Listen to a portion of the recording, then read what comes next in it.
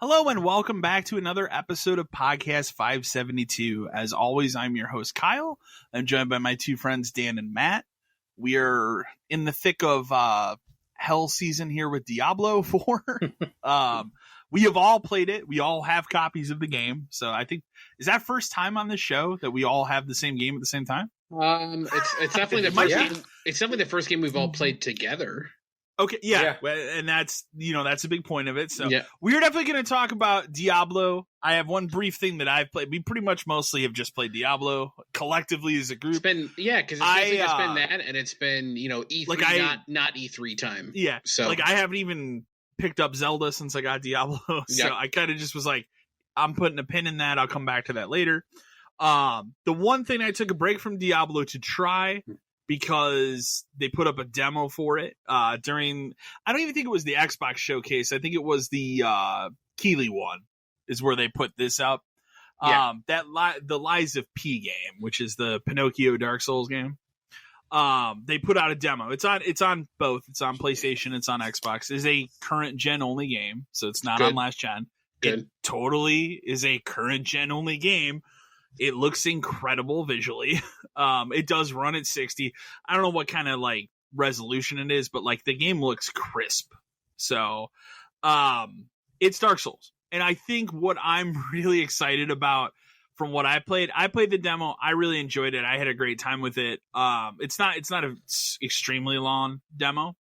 But I think what makes me excited about this game is that Elden Ring kind of took Dark Souls, and now we have open world Dark Souls, which is fine. Sure. But I kind of miss linear Dark Souls. Well, opening different areas like a Metroidvania. Yeah, Dark Souls 2 really made it like Metroidvania type stuff. Yeah. And this is what that is. This is getting back to that like core Dark Souls formula.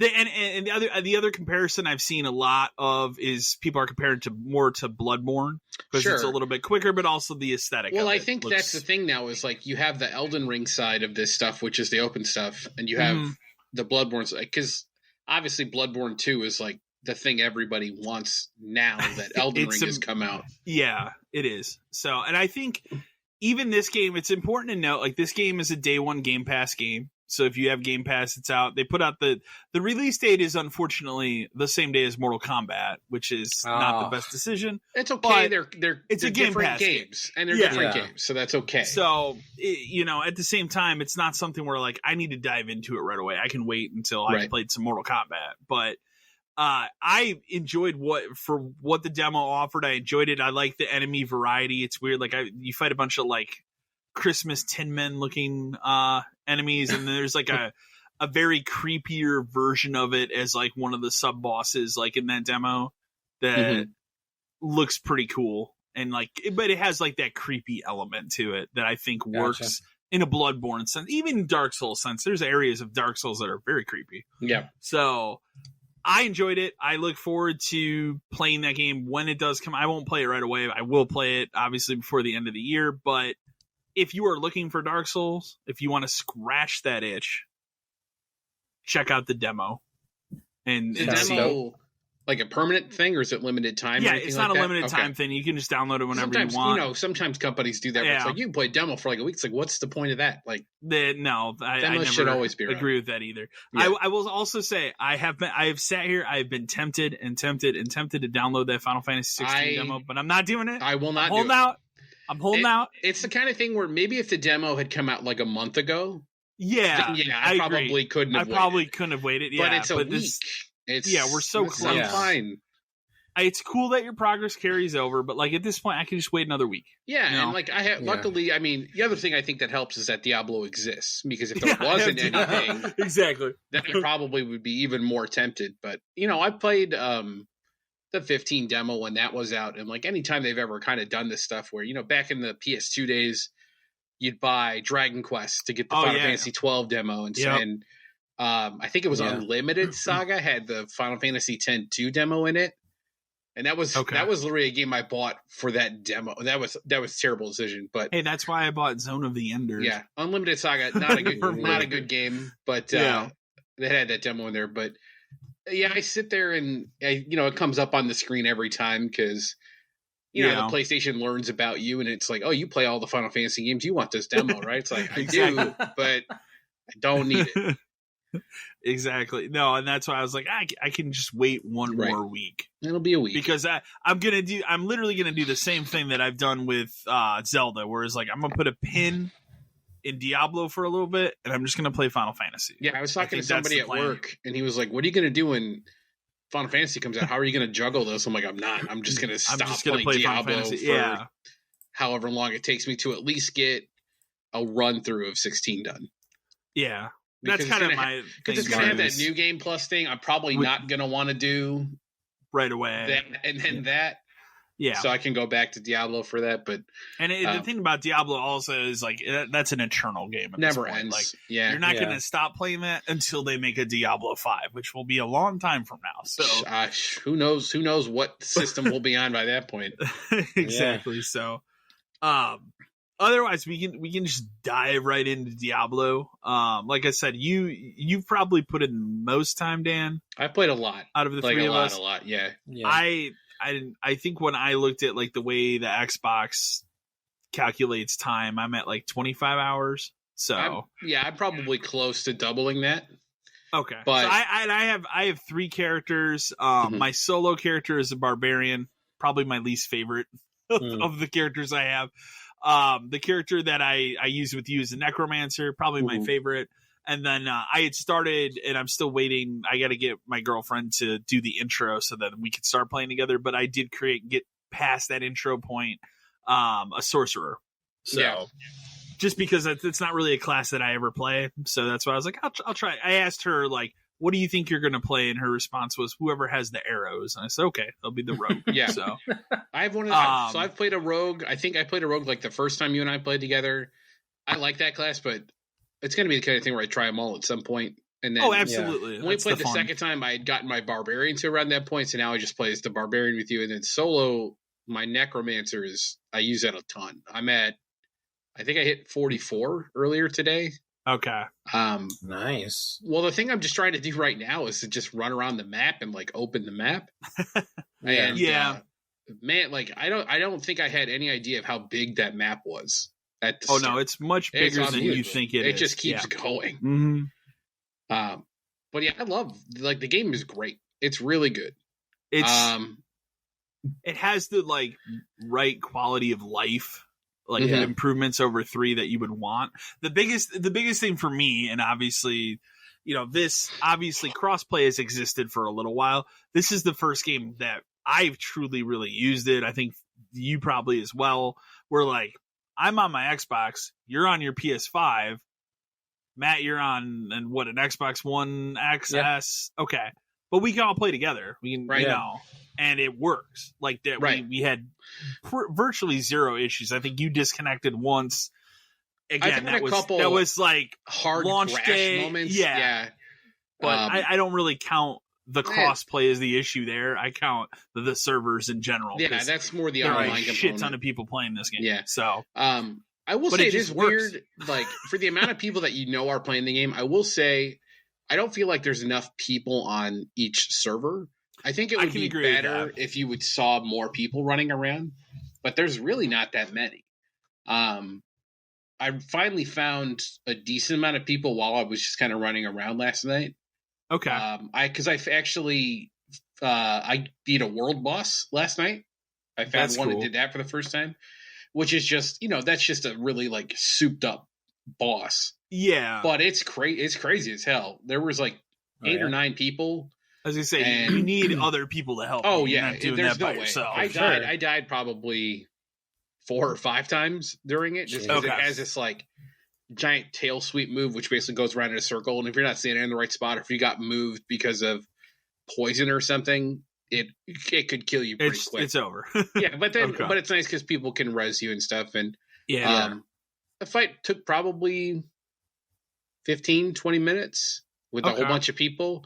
The only downside of that fight is the loot I got is irrelevant, because is it for another different type of character? No, it's not better than the stuff I had, because the loot system in the game, because it's all based on the world tier stuff. Yeah. And since my Necromancer's on world tier 2 and I'm 43 and the cap for now is 50, a lot of stuff I have is already the highest quality tier stuff I can get now. Because so the cap for like regular is 50 and then hardcore it's higher? No. How that works? So I thought hardcore was 100. It's based on world tier. So world tier 2 you can get to 50 and you can get a certain cap of stuff. And then when you beat the game and then do something else after that, you unlock world tier 3.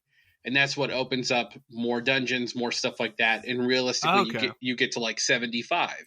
And then you do something else, world tier 4, and then that's where everything is. So I've essentially what's the cap for world tier 1? Is that 25? I think it's still 50. I think that's just like it's the easier version of it, and you don't level as fast. Okay, but so now that I'm 43, all that's really left for this character is to run around and really get the acts done, like the story done, and try to hit 50 around the same time. And then that character will be ready to move up. Because I think the other thing you and I talked about that we didn't like is that progress isn't shared in the correct way. That is, I mean, that is what I call like a 2010 problem that we somehow still haven't figured out. Where like, I should be able to join your game. So, and if you're the host, like maybe not have that issue where it's like I have to go and search for the quests you're doing, like in my menu. You should just tell me what you're doing. Well, like, and we set it up so like we have a clan, and you guys can. My game is open to crossplay by default, and open to clan members to just join. So like if I'm on and you're on, you could just jump in, because we can go do whatever we want, which is nice. Yeah.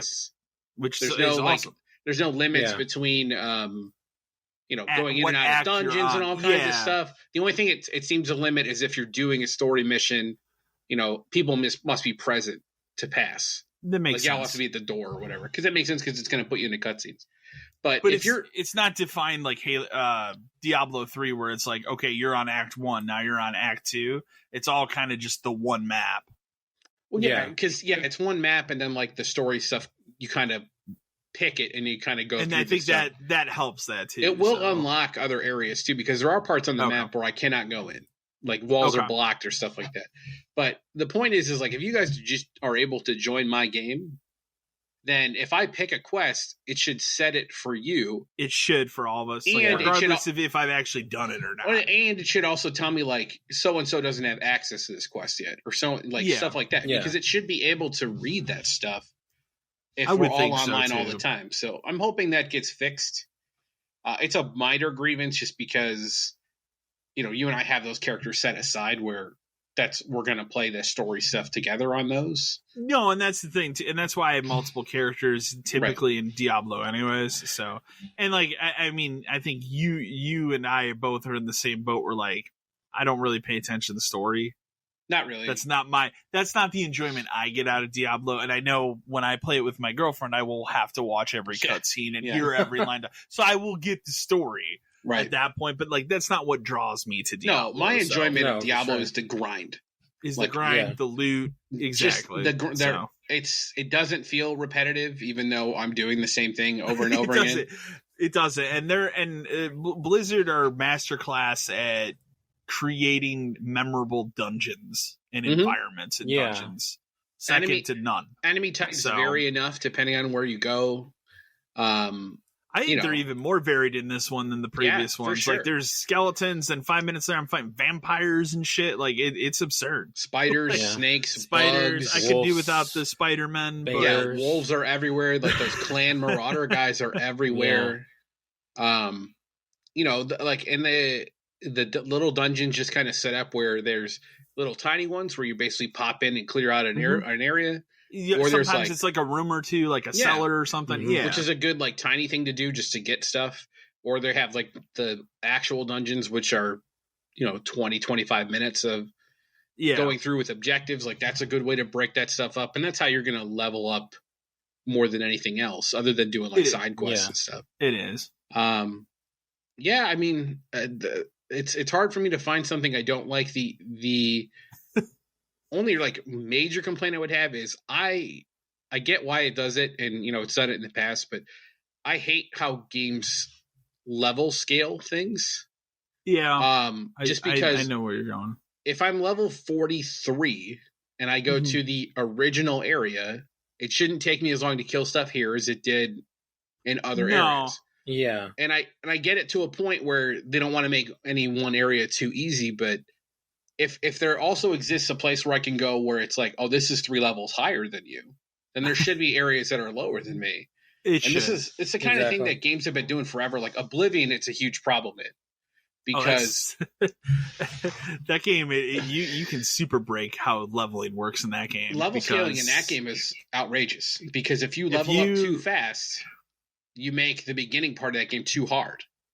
Because ogres are always +3 and they'll change into something else. And plus, like on the flip side of that, like if you set that game's difficulty to easy, you can fly through it and leveling in that game, you could maybe be level 10 and beat everything in that game. Yeah, because because on easy they don't scale. Right. But you'll never see some of those enemy types like the ogres because you're only level 10, and those specific enemies only appear in your game when you are a higher level in that game. So level scaling in that game is really fucked up. Diablo is nowhere near as egregious as that game. No, it's not like that. I would like it for if I'm playing a game and I'm level, obviously 43 isn't the cap of 100, but I'd like to feel powerful at a certain point. Yeah.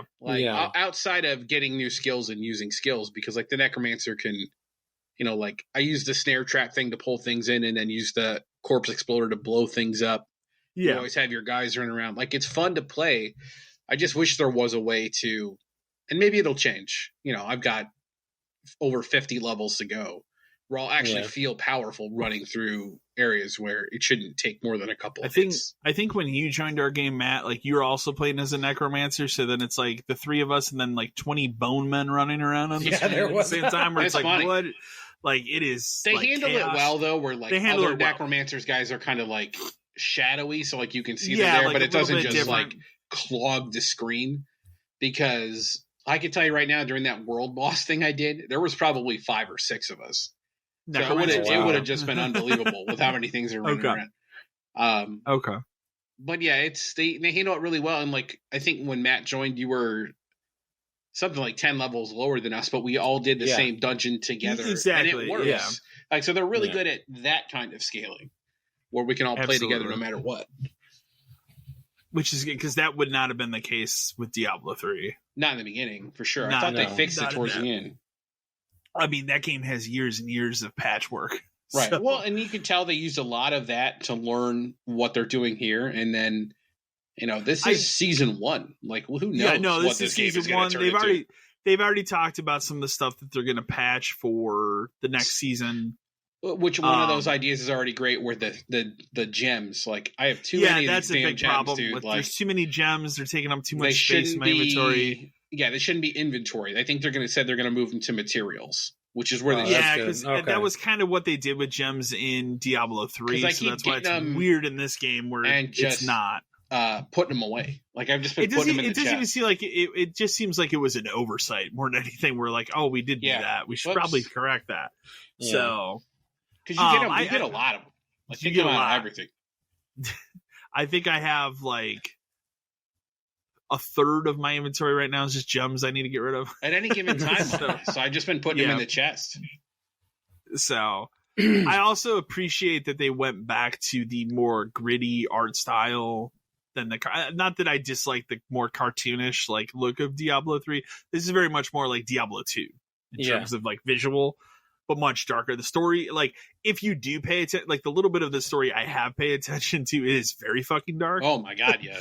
There's the one mission I think I paid attention to was like the one where you take that lady to get her mother in that like dungeon area, and then she's like basically sacrificing herself to that demon, and then you have to fight the demon version, but she's like summoning other demons. That happens. There's that one, and then the other one that's fucked up is what I would just refer to as the Hellraiser thing, which you know what I'm talking about, the dude with the chains. Oh yeah, that was literally the inspiration for that. If you listen to dialogue, is Hellraiser. Yeah, we saw that. He's talking about pain and pleasure and everything. I'm like, yeah, this is just Hellraiser. Also, this is awful. What was the one I did some side quest? I think it was yesterday where you find this woman and she's basically like, "Please take me back home," and you kind of have to lead her back to her thing. Mm-hmm. And when you take her back to the town, like she's sick or whatever, so she says, "Take me home."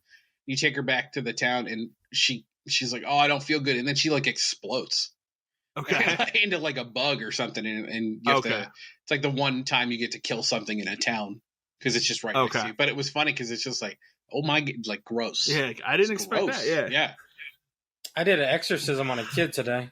That's good too. Seen that yet? That's all right. I was like, all right, that's interesting. All right, we're going places here. Yeah, so, I do like how dark it is. I do too. You know, I'm sure you saw it today. There's people that are searching for the cow level. Like, it's in yeah. You know what? I bet you it's not in there yet.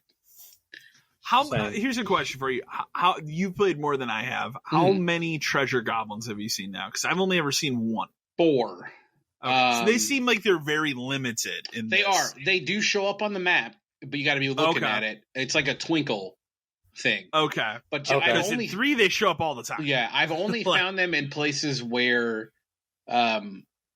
there are a lot of enemies, so it is difficult to kill them because I'm constantly like, I found them in the last one I saw was in this awful like spider infested area where like everything's just coming at me at once and blowing up and making more spiders. So trying to chase him down was difficult. I think I've seen 4. I've only killed 2 of them because they escape.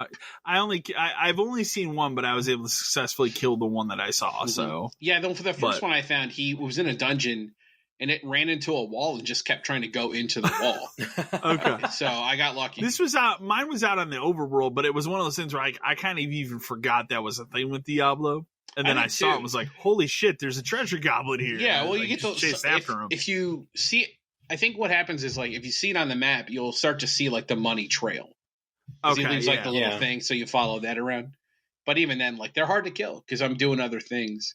Yeah, they're definitely like what I would call like a bullet sponge type. Yeah, and then you and I, it was funny. We ran into the butcher the other night in that one dungeon. Oh yeah, that sucked. We had to leave because it just was overpowered. Yeah. Like he utterly just chasing you. I mean, that's the point of it. But we were in the middle of fighting a whole bunch of other stuff, and then he shows up, and we have to trying to like.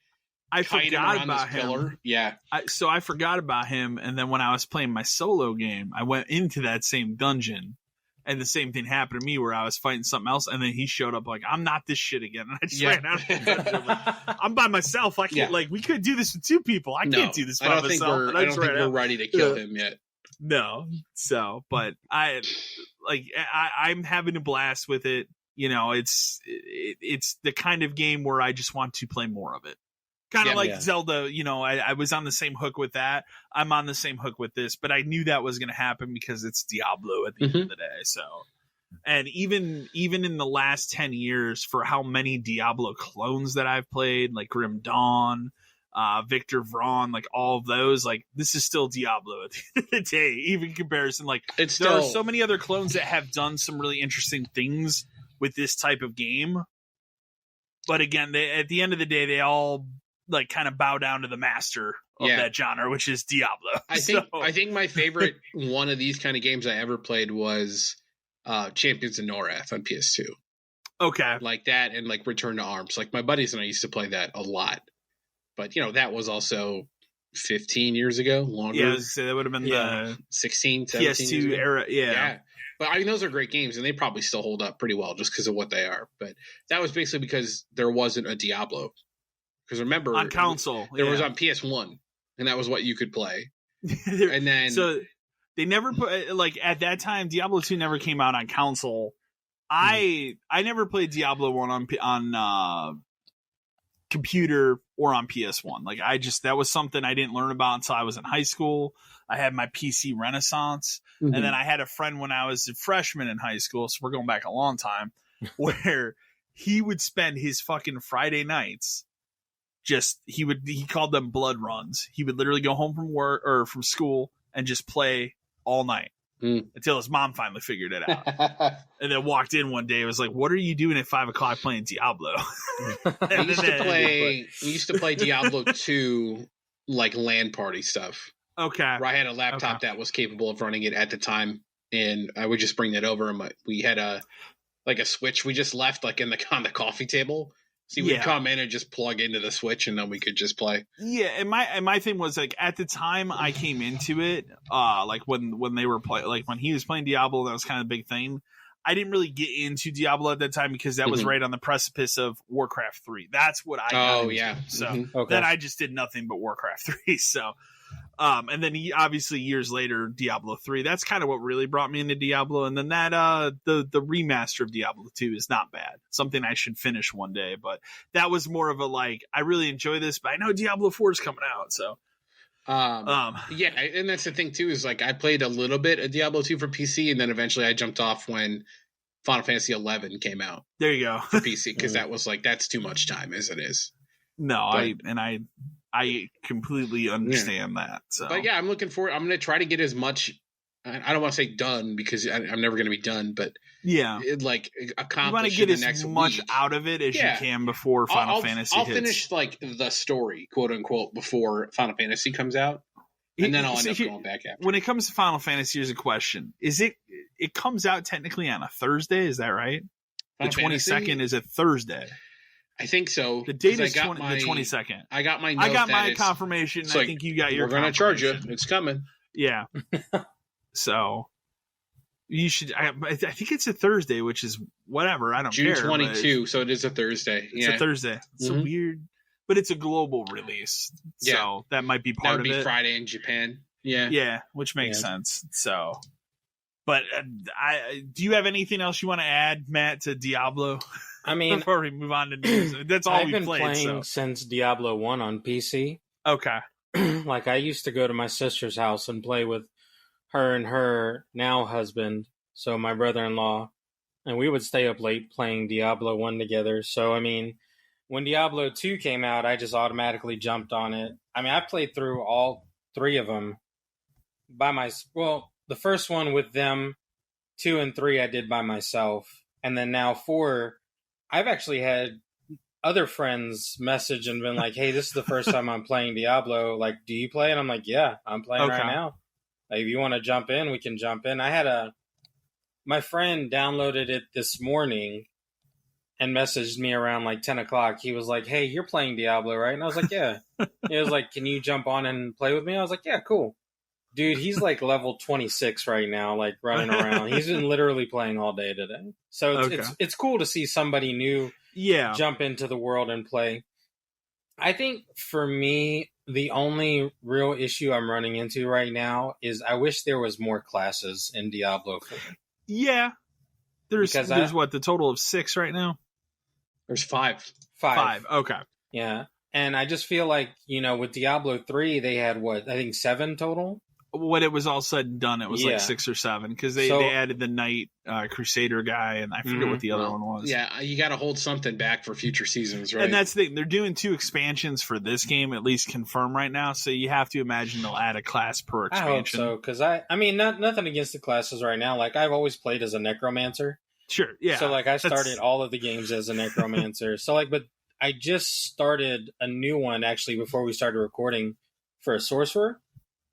Okay. So I figured I'm going to jump in and see what she's about, like probably tonight after we're done recording. If I'm up, I'm going to jump in and see what she looks like. Because the little bit I played of the sorcerer is pretty cool. That's one of the reasons why, like, I'm pushing my girlfriend, like, get through this intro so we can play. Like, put Minecraft down. we can do this. So, But the little bit I tried of the sorcerer, it's enough different, because I always looked at that, I was like, oh, the sorcerer's kind of just like the necromancer, and it's not. It's definitely different. And because you have the different magic. Like for me, I think by the time I got to like the hub world where the game basically opens up and starts, you can play with other people. I had both fire and ice magic, so I could either throw a fireball or I could switch it to like an icicle. So. And that works really well. So okay, there's a lot more you can do with the sorcerer than just those two things. But I like the ability tree seems really wide now in this one. It does. I really appreciate that now. So the ability tree is nuts. Like there's a lot to like go over and decide. There is what you want to do, but that's good because it makes for different builds of how you play stuff. Like exactly, I guarantee, Matt, you and I, our necromancers are very different. Yeah. And even though like we're picking from the same pool of stuff, like mine is built in such a way where I pull stuff in, trap it in a bone prison, and then I blow it up like over and over and over again. And then, I have the things where it creates as many corpses as possible. Like I have a better chance to make those, so I have more stuff to do. So yeah. But there's so many other things. Thinking about that, the way you said it, like my guy is more about firing things off. Yeah. So like I build my corpse army, I run into things, and then I've got like my light shots, my like my corpse explosions, and then I've got this other like knife thing or something he's throwing at things. So it's interesting, like you said, it's interesting. Yeah, basically you're playing ranged, and I'm almost playing like melee because I try to get stuff close to me. Exactly. To like put it all together, and then you're keeping stuff away. So that's cool that like we could be in the same group and have different abilities, and it would work both ways, kind of a thing. But even more than past Diablos, I think there's enough variety. It branches a lot. Building those, like a lot. Yeah. Well, especially because you can only really have like 6 things equipped, and on a necromancer, 2 of those are kind of occupied by your like summoning, and then like I have the golem, so that has to take a spot. Yeah. So I only have 4 things to work with, so I just tried to find 4 that worked together to make like basically just explosions like crazy, which is fun. It's fun to do because the explosions just make more corpses, so I can explode more things. So if it's like spiders or something that are swarming, I just pull everything as close as possible and just basically keep tapping R1 until everything dies, which is fun to do. I think the other thing that's been fun with it is like Diablo is one of those like cultural games where like I will see people on my Xbox friends list that I haven't seen log in for years. Yeah. And it's like, oh shit, Diablo's like there's one person that like our mutual friend Ross and I have known since the 360 era playing Perfect Dark multiplayer. That's how we met this person, right? 2005. I've not seen this person log in for like 3 years. This guy has been logged into Diablo since launch day. Like every time I look at my friends list, this dude's on. This game has what I would call like the Skyrim effect. It does. Yeah. It's just one of those like, okay, it's Diablo. I have to get it. It's obviously we know it's sold like, extremely well. It's like Elden Ring, whatever ES6 is going to come out. Zelda, like people. It's one of those. Yeah, it's one of those games that people pop back up for. Like exactly. Not even like even more so in a way like Final Fantasy 16. I've been waiting a long time. I'm excited for it. If you're a Square or Final Fantasy person, even if you are like, hey, Square is garbage or whatever, you're gonna play 16. But 16 does not have the draw that this has. Like it's just not like that. Yeah. It'll bring back Final Fantasy fans, but this is big. Yeah. This is like big. You're bringing people back. So well, again, it's meant to last. I mean, at this point, what, a decade? It's got to be. Like they're not. Again, Blizzard, like they like to put this out and then they will move on to the next project they will work on for a while. Mm-hmm. Like they're never in a rush to do this. I would love to see a Warcraft 4. Please do that. Like I don't think they will, but I would love to finally get a sequel, a real Warcraft, because I never got into World of Warcraft. So I was the Warcraft 3 and then I was out. So I played World of Warcraft for like a month because I got a free. And then you went back to. I tried the month trial because that was the first time I ever really tried like a MMO outside of Guild Wars. I think technically what happened, it was at a work conference or for being a manager or something at one point. I got a year of it is what it was. But at the time, I was already playing Final Fantasy 11. So it was the kind of thing where I guess I'll give it a shot. And I played it for like a month. I went, I get it, but it's so different than 11. I cannot possibly play both of these games at the same time. Oh no, you can't do that with MMOs. Like it's kind of you pick one and that's your MMO. That's your MMO. You know? Yeah, it's not possible. So, but yeah, no, this Diablo 4 is your Diablo game for the next decade, and that's fine. Yeah, as long as they keep it. They don't need to. I mean, even think about like Diablo 3 launched in 2010. Actually, that was one game that made me come back to playing games on computer for a little bit. At that time, was I want to play Diablo. Mm-hmm. Then they finally made a real good version of it on console. Remember PS3, 360? Yep. And then of course, like gosh, I think that came out a couple months before those systems launched. And then the next year they just ported those over. Like a year into the Xbox One and PS4. Yeah. And there were people that like entire generation, like I would go back to it, like that entire console generation. So, and that's the same exact thing will happen here with Diablo 4. So, but yeah, I mean, unless you have anything else to say about Diablo, I think we can move on to news. One thing I will say though is I like the way they did the inventory in this one. Yeah, where like the two-handed weapons don't take up like extra slots and stuff like that. And the fact that your heals don't even like add into your actual item list, like just small stuff like that's been really cool. Yeah. And like anything that's a quality of life, like they've definitely learned. That's why the gem thing just seems like an oversight. But it doesn't seem like at least we're quick to fix it. I mean, it's been 10 days and they're already like, we get it. Like, we heard it. Heard it. I'm sure they got that feedback from like the beta and stuff too, and they were just like, we know we got to change the whole damn thing, but we'll do it. Exactly. But yeah, no, Diablo 4, it's out now. It's great. I'm sure next next episode that we record, we'll have a lot more to say about Final Fantasy. That's going to be the big, So I'm very excited to play Final Fantasy. I'm very excited. It's been so long. And that was like with 15, like I got it when it came out. I played like maybe 10 hours of it. I enjoyed it. I moved on to something else. And then I did not go back and play 15 until my Series X, because when the Series X came out, wasn't really much at launch. I had read the stories of like, that was one of the games that people were testing on the Series X. Like, wow, this runs better than PC. By that point, you had like the Royal Edition, and they had all the extra stuff, and they reworked how some of this stuff worked. And I sat and I played it, and here's a good controversial gaming opinion for you. It's one of my top Final Fantasy games. It's pretty 15. Good. I think a lot of people would be like, you're fucking crazy. Yeah. So, well, you know what though? Like, as someone obviously who like, I bought the collector's edition. I played it day one. Been waiting for it forever. I have the stand up behind me. But, I know you do. It was a rough game when it first came out because there were problems. It had an odd like point of no return thing where like you could go back in time and do like hunts and stuff, but at that point, like the story was also finished. You would get locked out of stuff by going to certain things. Remember, that was for a long time the only game that was on that engine. They built that engine for that game and then used it for one other game. It had, it was a weird, like, does it want to be open world? Does it want to be a linear game? It doesn't know because you have the car, but you don't really need the car. And then the car becomes a big thing because half of the world's cut off. And then you have to go to this other town.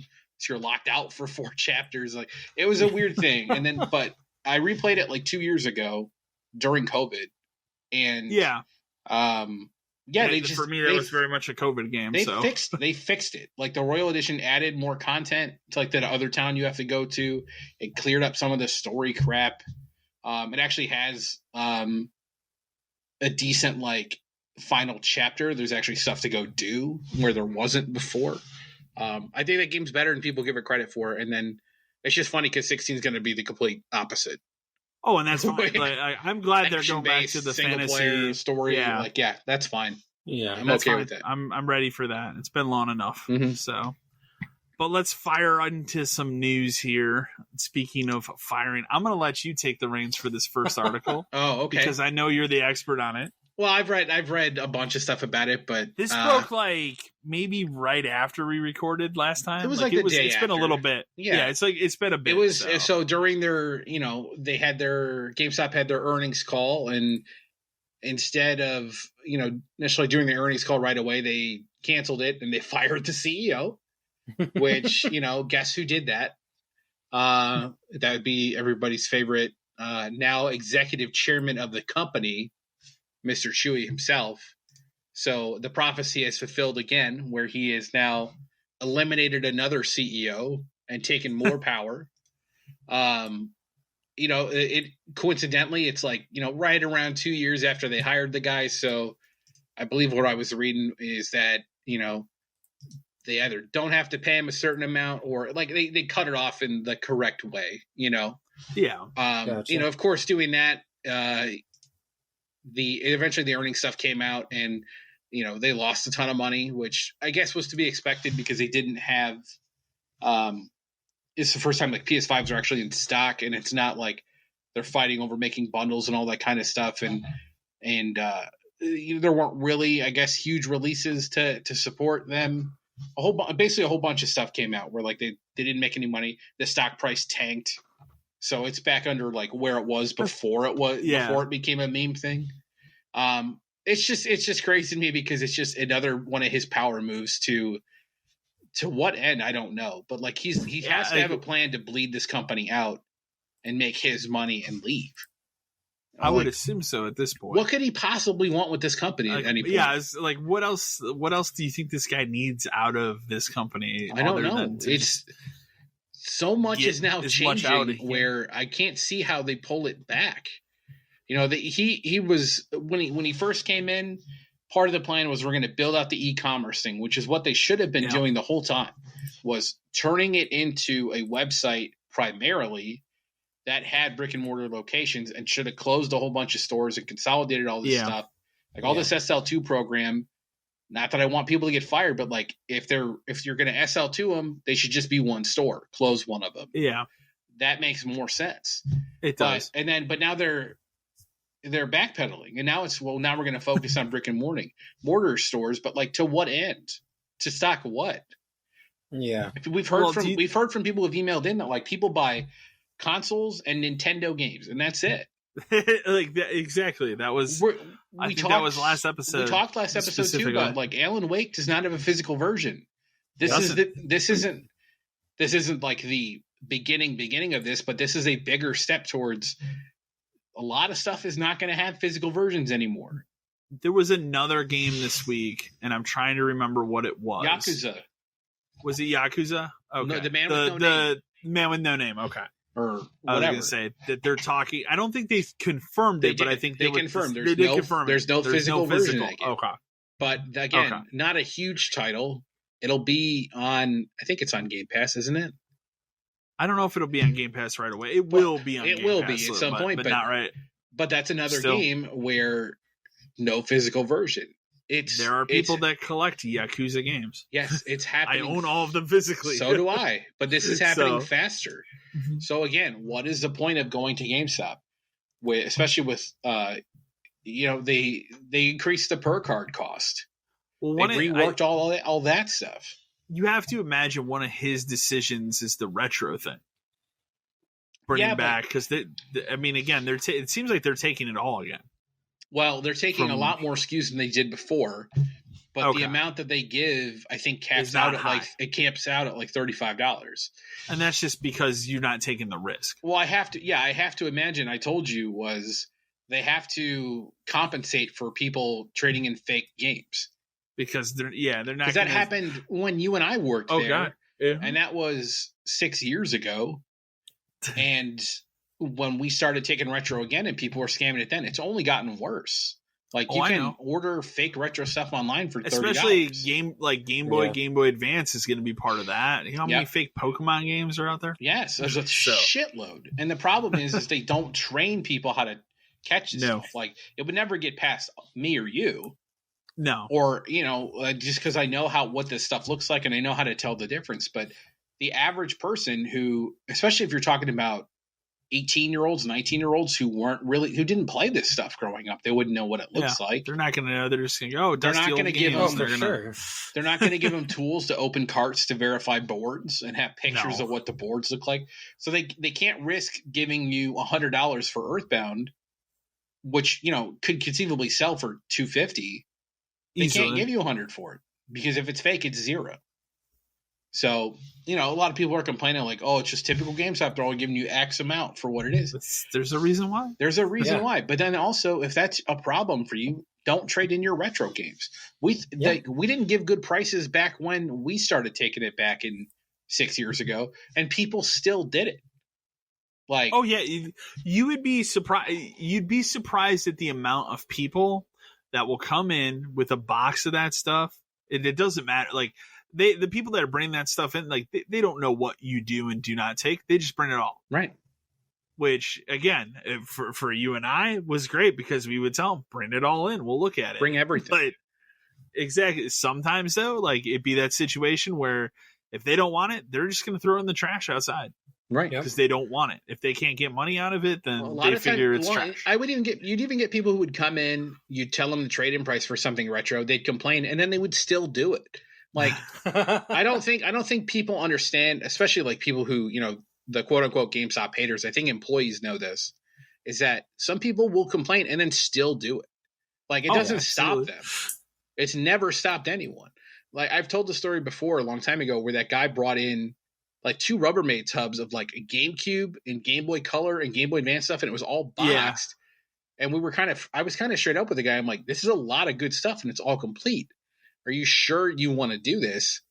And the guy said, I'm moving and I'm not taking it with me. Okay, man, cool. And we processed the whole thing. He did so much that he got trade banned, and I had to call to get the trade ban removed. I remember, yeah. Because I told the guy on the phone, I said, we have to take all of this. Like, you don't understand. Like, he can't be turned off. If he gets turned off, I'm just going to just turn it back on. And they can do that. So they did. And then we literally just took everything. And if it was a game we didn't take, it was the B movie for Game Boy Advance. Like, I don't give a shit. We took everything. Wasn't it like a certain like amount of like line transactions you would hit, and then you'd have to do another transaction? Yeah, you get cut off. At the time, it was probably like trading in 50 seems low, but maybe like 75 like or 100 maybe. Yeah. Oh wow. But he had 3 transactions worth of stuff minimum. Yeah. But again, this was probably like 100 complete GameCube games, 50 complete Game Boy Advance games. I'm not talking like garbage. I'm talking. No, I think that's how I have both Metroid games for Advance complete. Okay. Because of this guy. And, we probably and it sucks because we probably only gave him $15 or $20 for each of those, because an important distinction for GameStop is it does not separate out if things are complete or not, which is a gift and a curse, because I only gave him 20 for Metroid, but it only cost me probably 50 to buy it from the store, or 60 to buy it from the store for a complete copy of Metroid. I think I got insane. A Castlevania out of that. That was the same guy that had all the GameCube games, he had a right? shitload of GameCube stuff. A ton of GameCube games out of that. Yeah, it was funny because he traded in so much stuff. I think it was like me, you, and somebody else. We kind of had like a draft where it's like, all right, I'm going to buy this one, and then you pick one you want, and then you pick you want, and we would set them all aside, put them in a drawer, and then just like every paycheck, you'd buy 1 or 2 of them just so we could get them out of the store. Because it wasn't feasible to buy them all at the same time. But again, it was also the kind of thing that because of the way they were taken in, you're not going to be getting calls about that shit either, because it was. Well, if it wasn't in the system, you try and find something that would be appropriate. In theory, we were supposed to send them all out, which is something we never did with retro stuff. Because unless it was something like I knew we wouldn't sell, fine, get rid of it. But if it's something that could potentially sell, like complete GameCube games, those don't leave the store. We will sell them. And I even got that clear with my DM. I said, you're telling me if somebody trades in Mario Kart for GameCube and I sit on the counter behind me, I can't sell it to the next person and just make the money immediately? That's ridiculous. Like, because wasn't that up to like $50-$60 at that point? Yeah, and that's the thing. Double Dash. Yeah, Double Dash. But if it was stuff we all already had a copy of or nobody wanted, we'd put it in the glass case up front. Yeah, like at one point we had a couple of the PS1 Final Fantasies in there and stuff, and like that shit sold. Yeah, people would come in every time we would get like Final Fantasy 7 in for PS1, sold. Immediately, even though that's same like day. a $20 game, and I think at the time doesn't matter. You could still get it from Square Greatest Hits directly on their website if you really wanted it. Yeah, because they reprinted a ton of that shit. But we would sell stuff constantly. So like, it's great that retro games are back, but if they're not going to train people properly, it's risky. The only good thing about it is they're taking PS2 again. Which is cool. I think original Xbox, Xbox, even 360 and PS3 they're taking 360 and PS3 so that's again. back. Yeah. Like, but the thing is which is smart. They're not going to put 360 games in the store again. No, don't. They don't put have it the all room, online. Put it all online. Mm-hmm. But again, build the market. Like maybe for disc based stuff, it's worth to give a little more because it's harder to fake that stuff. You can do it. Yeah, you can do it, but people aren't going to waste their time to do it. But for cartridge based stuff, we can't give you more than $30. Sorry. Yeah. Otherwise, you get play action football that looks like Castlevania Dracula X. Hey, man. I still don't own a copy of Dracula X. Not yet. We're working on it. How is that, as I say every time, how is that the one that I do not have, but I have a sealed Rondo of Blood? Right. The one that I can't explain that. The one that nobody should have, I have, but not Dracula X. You also have the Blockbuster one complete in box, and you don't have that was a magical, like, one day I get a text from you, like, you should go do this. You need to do this today. Call the guy, tell him you're coming. I don't even remember what I traded because I didn't get it. Like, I got it at a price now that seems ridiculous because that game only goes up in price. You told me you traded like Pops and some other stuff. I traded like Pops and were you not with us? Because it was myself, my girlfriend. I thought if it wasn't you with us, then it was our buddy Ross. Okay, I couldn't go. All right, mutual friend Ross. You, you need to call the guy and go. I think you went the next day. I went we went the next day because it was a kind of a situation. I even told her, I'm like, look, this is not something that comes up every day. Yeah. Like, and this is a complete in box. Like, this is ridiculous. And you had it reasonably priced, and you traded and got it cheaper. But it was either some Pops I traded in or Amiibos. I don't remember one or the other, but I got it for an even better price. I'm excited. Now I look back and I'm just like, GameStop is taking this retro stuff again and. You know, people will be like, well, people won't trade that stuff. And it's like, how do you think independent game stores are in business? It's because people just dump this shit. That's how they'll get stuff. They will get stuff. It was never a common occurrence, but it did happen. There were even times before we took it back where I had a guy one day come in with like a box full of Nintendo games, like NES stuff. We didn't take it at the time. And I told the guy, I said, we don't take it. He's like, well, I guess I'm going to go to Goodwill. I said, please don't. And I said, what do you want for it? And the guy's like, I don't know. And he kind of looked at me and that other guy was working with us. You know who? I know. And I told him, I said, how much cash you got on? He was like, I don't know, like $40. And I looked at the guy and said, how's $80? And he said, fine. So we split it. And then we just each like did a draft of the stuff out of the box. But we each got like 25 games and like some controllers and stuff. So and stuff that you needed for a bunch of stuff. Not a bad deal. Yeah, and I think there was even stuff left over where neither one of us needed it, so I think you got a couple of things out of it too. But I think I did too, yeah. But still, we can move on. We can move on. We'll have Chewy has more power. That's all that you need to know. And my favorite part, I'll say this: he cracked that joke on Twitter after because that guy's last name was Furlong. And he posted a thing on Twitter that just said "not for long." Yeah, what an ass! Like that's insane. The balls on this guy who has no idea what he's doing. No, he doesn't. And it just becomes more apparent because like he got into Bed Bath & Beyond, filed for bankruptcy, like all this other stuff. Like, gee, maybe Chewy was the only thing he did right, and maybe he only did it right because he sold it at the time he sold it. Exactly. So, next news article, I just threw it in here because it's interesting. This doesn't typically happen. Microsoft actually stepped in on a game that's on the platform. I don't know if this game's on PlayStation, if it's an Xbox game only. I believe the game is called Homestead Arcana. What they did was there was an achievement that I guess enough people complained was unobtainable in the game. And they went in and actually determined like there's something broken with the game. Went to the developer wasn't going to do anything, and they went and actually just removed the achievement. It was from the game. So it was nearly impossible because there was like it was about crafting items in the game. Yeah, and it was there was something like you couldn't do a glitch that like stopped it from even being able to happen. So you don't see that happen very often. I think it's like the first time it's technically it might ever be the first happened. time, where because like I said, I don't think this game's on play. I think it's an Xbox only, probably an ID at Xbox game. Yeah. So But yeah, it's kind of crazy that they actually stepped in. There's been a lot of discussion online because I told you I'm a trophy guy now. There's a lot of discussion online right now. Should companies do this with older games where you can't get stuff? And I don't think they should. I think if it was an achievement that was ever possible to attain at one point, it should remain. Because that's the design of the game. But there are games where certain achievements and trophies are not possible. A good example of this, and you'll know this, is when Ghostbusters came out on 360. Yeah, you could not 1000 that game because they had this most wanted ghost system where you'd play the multiplayer and you'd have to catch all the most wanted ghosts, which had spawn conditions that no one could ever trigger. And they never patched it, never fixed it.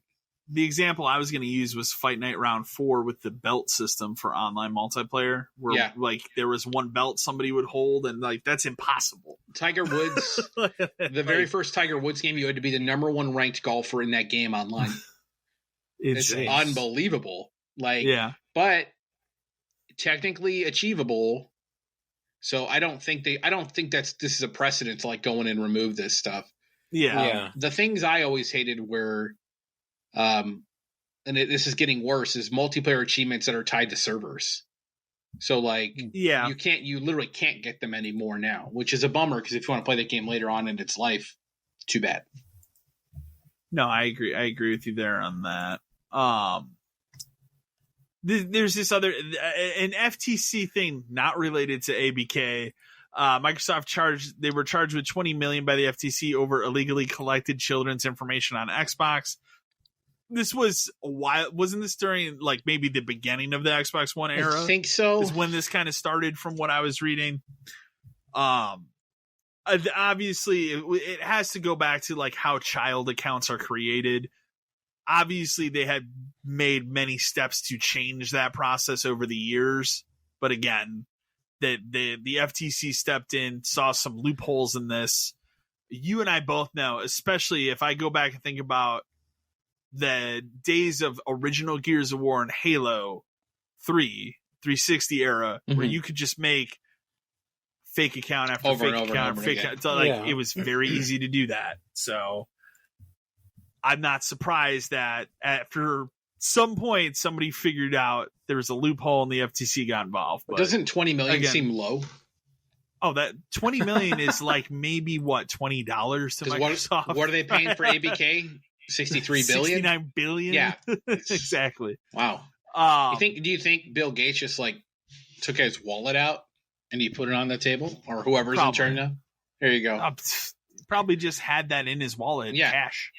Shook his pants leg and it all fell out the bottom. I think there's some more. How much? Here you go. Yeah, I think there's some more. I was going to use this to car wash. Throws an extra $1 million on top. Buy yourself something nice. There you go. Issues with college football. We know that they're making that new. They're bringing back college football. It's EA, right? That's doing that. So this is a good one. This is for me. I'll let you explain. College football.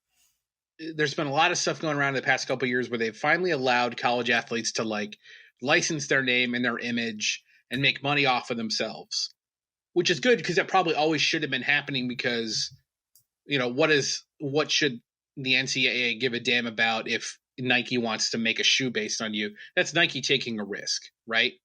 Right. Regardless, so college football has been gone since 2014, and they finally announced a couple of years ago they're bringing it back, which is great because I've always thought those games were better than Madden, and I would really like to play a college football game again.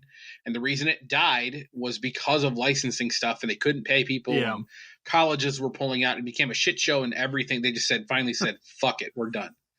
So now that this NIL, name and license stuff came back, or likeness came back, they were like, okay, well, we'll pay you to be in the game. Okay, great. But, they only have a set pool of money to pay everyone out of. Yeah. So it was coming down to some dudes would get $500. Some guys would get $50. Yeah. But, obviously more important college athletes would get more money. Because that's how everything works. So now a lot of them are threatening to be well, we're going to pull out, or we're going to tell them to pull out. If I'm me as a consumer standpoint, and this is going to be the breaking point if I get this game or not, I don't want real people in it. Fuck them. I don't care. Yeah, I don't care if the kicker for some school I've never heard of gets $500 or not. Like, nothing against that dude, but make them all generic people, because guess what happens in these games? Like every other sports game ever made, it will be packed or modded day one, where somebody's like, here's a roster update with literally everyone in it. Yeah, that has happened forever. You can still get roster updates for 14 because that's not surprising because people care about it. Well, I mean, the real college football game now is there is a modded version of that game for like PC and PS3, which is updated, like completely updated, stadiums, all kinds of stuff. Like they have fixed the scoreboards, they've fixed everything. It's like a passion thing for people. It's crazy as hell. But you have to have like a modded PS3 or a PC to be able to play it. So the other thing about it too is like, there kind of is a college football game. If you really want to do it, you can. Like, I know how to do it. I just don't care to do it. Yeah. But we don't need to pay college kids to be in here. Just make it quarterback number 8, and I'll change his name myself if I could. Because the other thing about college game, the last point is like, compared to a Madden game where you would conceivably have the same quarterback on your team for 10, 15 years, the whole point of college football is they rotate every 2 years to 4 years. Yeah, exactly. So all these people who are getting paid to be in the game, if you play through 3 seasons of franchise, they're out. They're gone. So who cares? Exactly. Yeah. Make fake people. That's in too. So, we can jump into showcase stuff because we had 2 big showcases that happened. The first one was the Jeff Keighley Summer Games Fest. Which we can go over. There were games announced there. There was, I would say it wasn't. I think people set their expectations for this one a little too high, so there was disappointment there. But I think some of the stuff they announced there is pretty cool. That was unheard of. Yeah, I think you go into it because the Game Awards tends to hit hard. It does. You would think that this did not hit as hard. Not as hard, but it would still better than Sony's. Well, I don't think anybody's questioning it at this point. I'm just saying. So they kicked it off with, for whatever reason, I don't understand why people are hating on this, because I think this is cool. I don't either. My only thing that I can come up with is that it's not the Sands of Time. Right. Because that's been put on ice. But there's a new 2D, 2.5D Prince of Persia coming called Prince of Persia: The Lost Crown. It looks awesome. It does. Like, I watched the trailer, I was like, I'm 2D, super into playing that. Now, it is important to note, it is a $60 game. I did not know that. I found that out today because I was looking through the Xbox store. Mm-hmm. I think that I was expecting it to be like a $40 game, so I think it is a little high considering. I guess it comes down to like how long it is. Exactly, but it looks awesome. It does look so really I don't understand the hate that it's receiving. No. That looked cool. We got our extended first look at Mortal Kombat 1.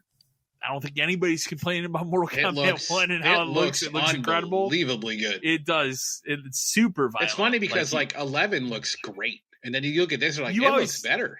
You always question like, what can they do now when it comes to these fatalities? And they always pull it off. They always do it again. Do something where you're just like, I can't believe they went even this far.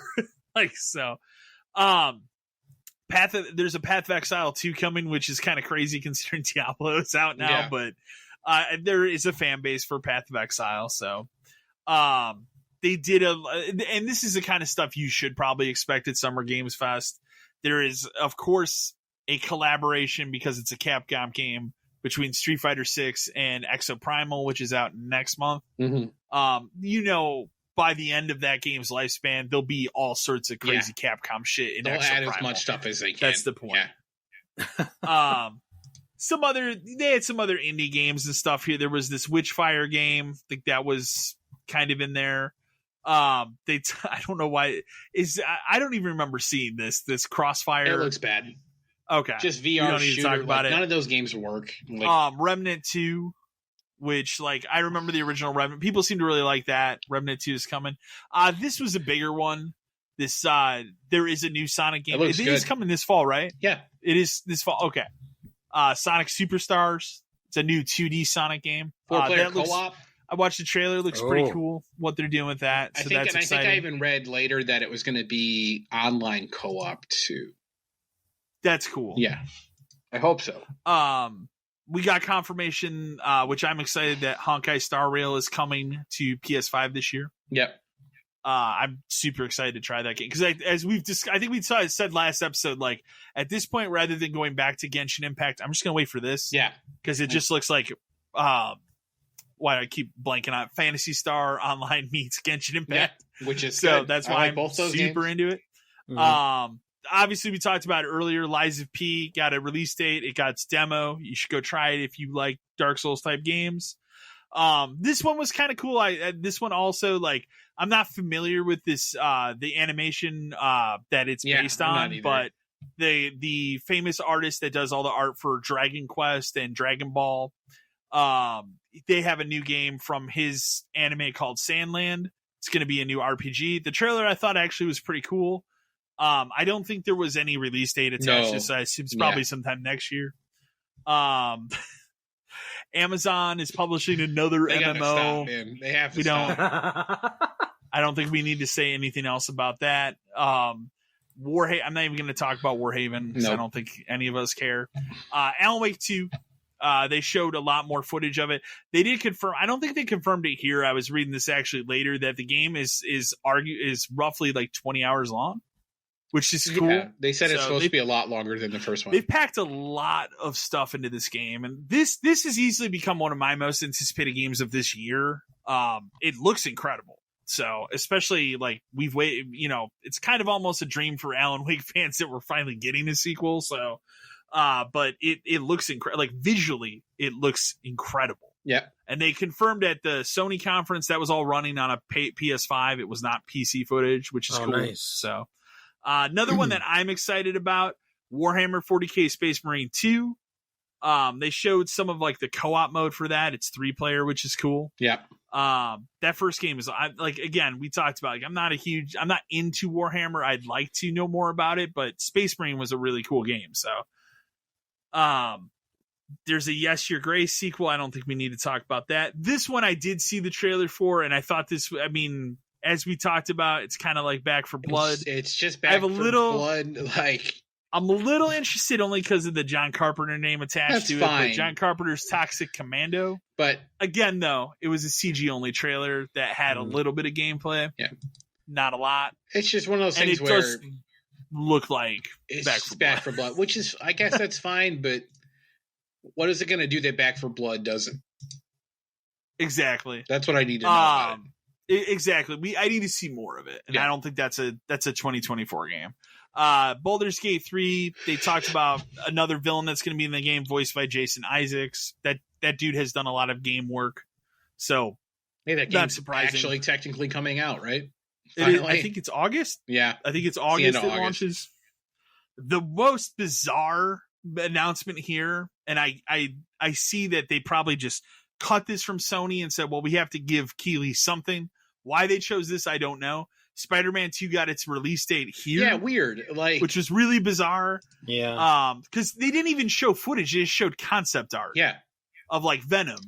And they confirmed that it's not Eddie Brock Venom. And then they said it comes, the release date, which is October 20th. So confirming, and honestly, incredibly smart release date. Yep. Yeah, I think at this point, get it out of September. Now you have Mortal Kombat, you have Starfield. Don't do it to me. It's earlier than I thought.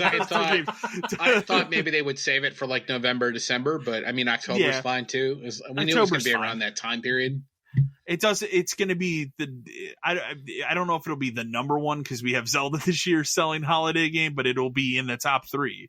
Yeah, it'll be up there. It's going to be that. Probably Mortal Kombat and Spider-Man and Zelda. I'm going to skip some of these because they're very minor announcements. I do want to highlight, and this was one that I saw a lot of people up in arms on. For whatever reason, they announced another Lord of the Rings game at this event. It doesn't particularly look great. Lord of the Rings Return to Moria. It's a co-op crafting game with the dwarves. There's already a game like that. Why are we doing this to ourselves? I don't know. I don't know. They showed a new trailer for that Banishers game, which is another Don't Not game. We saw this at the Game Awards last year. I'm interested in this. This looks like cool. It could be neat.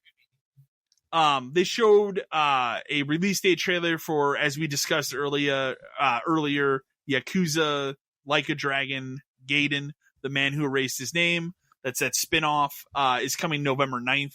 They had a gameplay reveal trailer. I think they did show more of it yesterday at the RGG event. Yeah, they talked more about which it. I did not even put in here because it's for whatever reason it's hard to find details out about. It was only that like event, those two games. It was that and Infinite Wealth, and that's pretty much it. So, and then I'm just kind of going through the rest of it here. There's not really. It's all a bunch of like smaller things that are like very niche. But the main big thing that I wanted to talk about, and this was at the end, this was the like show closing big moment Well, thing. the best part was he teased him earlier because he's like, talk about Final Fantasy. Because they announced that awful Final Fantasy mobile thing, which will be shut down in like a year. And then he's like, speaking of that, and everybody cheered and he goes, DoorDash is here to give you. And then everybody's like, boo. Yeah. I thought that was a good thing, but then they flipped it. It was good. Yeah, they flipped it at the end. It closed with a trailer for Final Fantasy VII Rebirth, which will be out early. You and I have discussed probably March to June of next year. It says early 2024, but the thing that you is never know. Best to point out here easily is that it is on 2 discs. 2 discs. It is 2 discs. They had to put this in the trailer at the end. Like they highlighted it, they championed it. This game is on 2 fucking discs. People are all in for 2 discs, man. Like it's great. I love everything about the memes have been great. I'm happy. I'm so happy that it's a thing. I think they discussed disc 1 is an install, disc 2 is your play disc. Yeah, it's like how the first one was on PS4 because it's too big. Yeah. Which the trailer goes in that territory again. We're like, it's not the story you think it's going to be kind of territory. Which, again, you and I have discussed. I'm fine with it. You're fine with it. Like it makes it more interesting. It's hitting similar beats, but it's twisting stuff. Mm-hmm. It definitely twists stuff in that trailer. Like, little things in there, like obviously Red is playable now. Good. Awesome. I was super worried they were going to we still didn't make him playable because he's so no, he has to be playable. No, he has to be playable. Yuffie appears at one point, which is good. So we're at least going to play that DLC now. We're going to at least get to that point. Yeah. They didn't show Sid, but people think they saw the Highwind in the background at one point. So maybe it gets that far. Because that's pretty far for this to go for the second part. It is. I wouldn't be surprised at this point if this doesn't end up being 4 games, right? What if they were just think so? By the way, I want to see they confirmed it was 3. They did. But it'll probably, they could easily. We've got another 4 years before the third one comes out. But, it's definitely open, but not too open, which I think is good for the way the game is designed. It looks incredible visually, but it's the last one, remake did. So I love PS5 only. Yes, which is good. I love too the little going back to the flashback at the reactor where she showed up and he struck her down. Yeah, but then the little twist, he's like, I killed her, and you're like, oh, wait a minute, exactly. Wait a minute, that's not. Yeah, hold up. Exactly.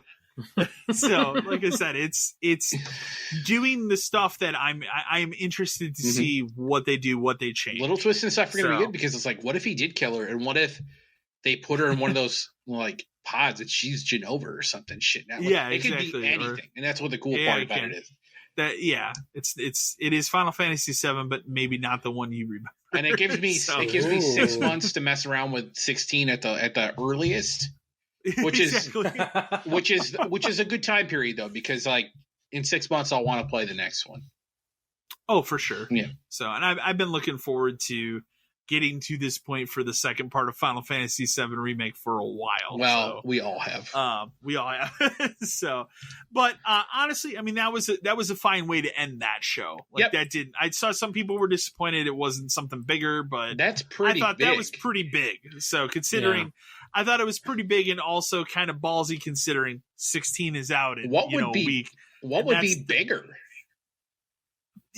People always want something huge that you don't know of. Give me an example. Exactly. This was huge. Grand Theft Auto 6. All right. That's your one example, I guess. That's your example. And that's so far away, though. That's if anything, that's a Game Awards thing. If that's anything, that's a Game Awards thing. My argument there now is you have.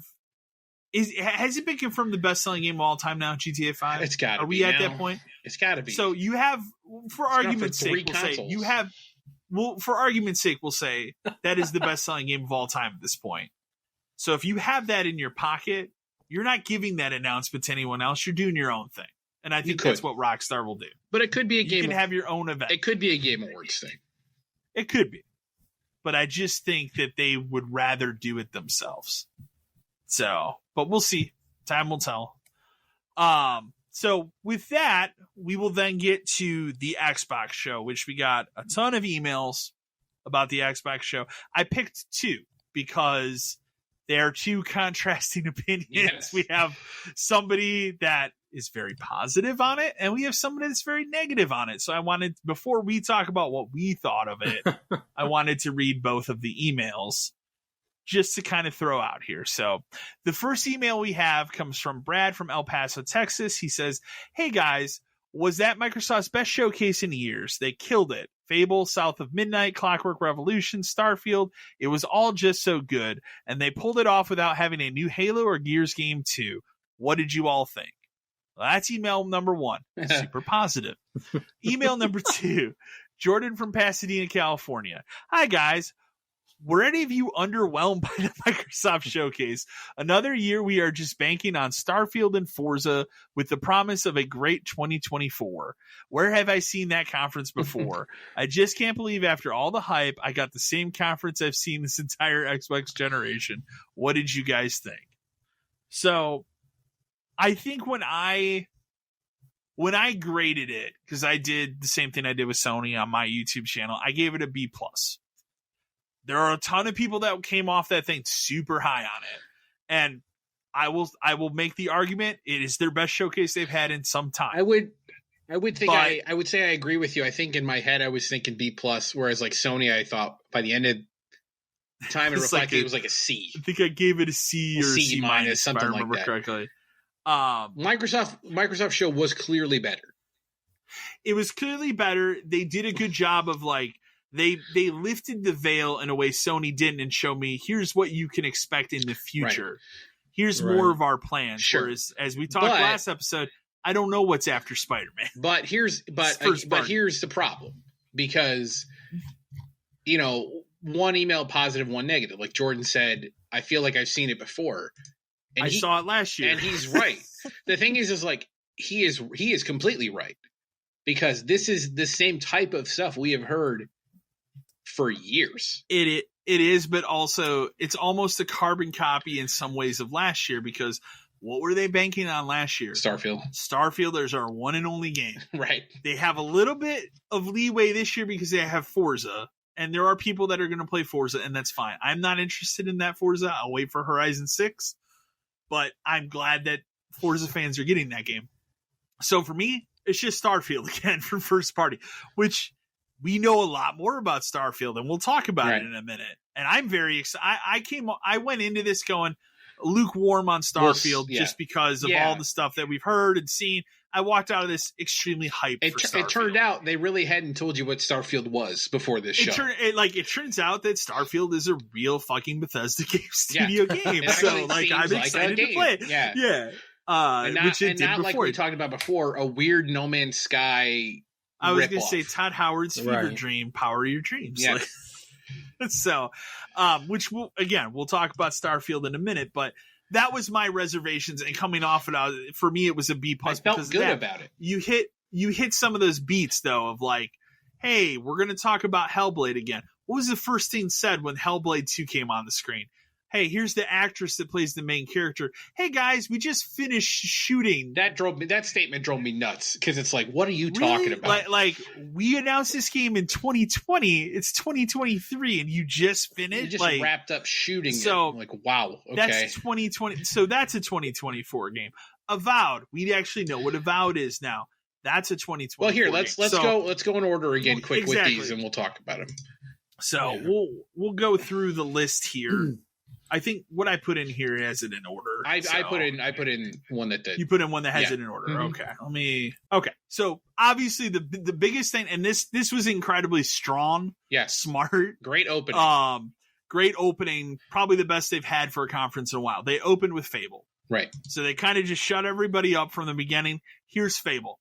Here's the important thing to note about Fable. What you saw was actual gameplay of this game. Which came out all after. In-engine stuff. Like all in-engine stuff, but like, thank God. It looks incredible. It looks really good.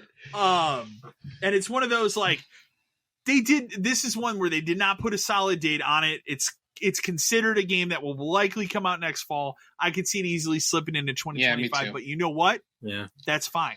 I at least now feel know it exists. I at least feel like it exists, and like, yeah, there is something to it. They showed gameplay. They showed gameplay. I know that it's a game that exists now that I want to play in the future. And I like that it's Fable, but it doesn't seem like Fable, right? It doesn't feel Fable, but like it's those not other three the original. Games do. Yeah, it's doing its own thing. Right. It's using the title and the inspiration and stuff, but it's not. It's not Fable 4. Right. No, it's very much, this is Playground Games, right. Fable. Hey, we're rebooting. This isn't just Fable 4. We're rebooting this franchise. Well, and it was cool because, like, you know, he comes in and he's giving his speech and stuff, and then it turns out at the end he's a giant and, like, she's rolling around. Which, like, that never really happened in the original Fable games. There wasn't giant, like, of this size. It wasn't like that. Yeah. Very well done. It actually... It leaves me excited to play that game, which... Absolutely. I don't think I would have told you that before that show started. No, I wouldn't have done that. I wouldn't have either. So then after that, they hit you with 3 games before they even had somebody speak at this thing. So the second game, Compulsion Games' new game, which is South of Midnight. It's kind of, it does have like a stop motion aspect to it, at least from the trailer. I didn't get that at first until after the trailer, then realized, because it kind of looked jittery. Right. And then I realized after, okay, that's what they're going for. So trailer's again, cool. This is a game. It was good. It's something different and unique that I haven't seen. So that's what makes me excited about it. This was very much an in-engine CG trailer. It was, but it was interesting. It makes me want to know more about it. I would like, after watching the trailer, this looks cool. I would like to know more. Yes. So, and then finally, the third of this trio, they finally lifted the veil on this long rumored open world Star Wars game from Ubisoft, which looks good. So, like, as someone, like, I don't really care for You're not a Star Wars person. This game kind of looks interesting, though. Like, it's good, and like, here's the important beats to note here. Number one, it's not made by EA. I'm tired of EA Star Wars games. Right. This is Ubisoft's take on it. Number two, it's not a Jedi game. Right. Which, like, at this point, we've either had Jedi games or giant Battlefield games. Yeah, the last 2 Star Wars games that people like are both Jedi games. You know, the one before that was Battlefront 2, and like that has its place, but this is very much an open world action RPG where you are playing as like an outlaw, kind of a Han Solo type. It seems cool. The character's name is Kay Vess. She looks awesome. The whole thing looks great. Yeah. I enjoyed everything I saw. I did watch the next day. I watched the actual gameplay footage. It looks good. I don't like Star Wars, and I'm interested. Like, that says something. That says it's very something. much like it's set in the Star Wars universe, but it feels different. All right, I don't feel locked into playing a Jedi with force powers and throwing lightsabers and stuff. Right. Like, it feels like I'm like living kind of like almost like Mass Effect or something, you know? Or what KOTOR could have been had it not like forced you down that path. Exactly. But it is something I'd like to see more of, and like read reviews and maybe watch somebody play it and then get it at some point to mess around with it. Exactly. So you got hit with those 3 things before anybody came out and said anything.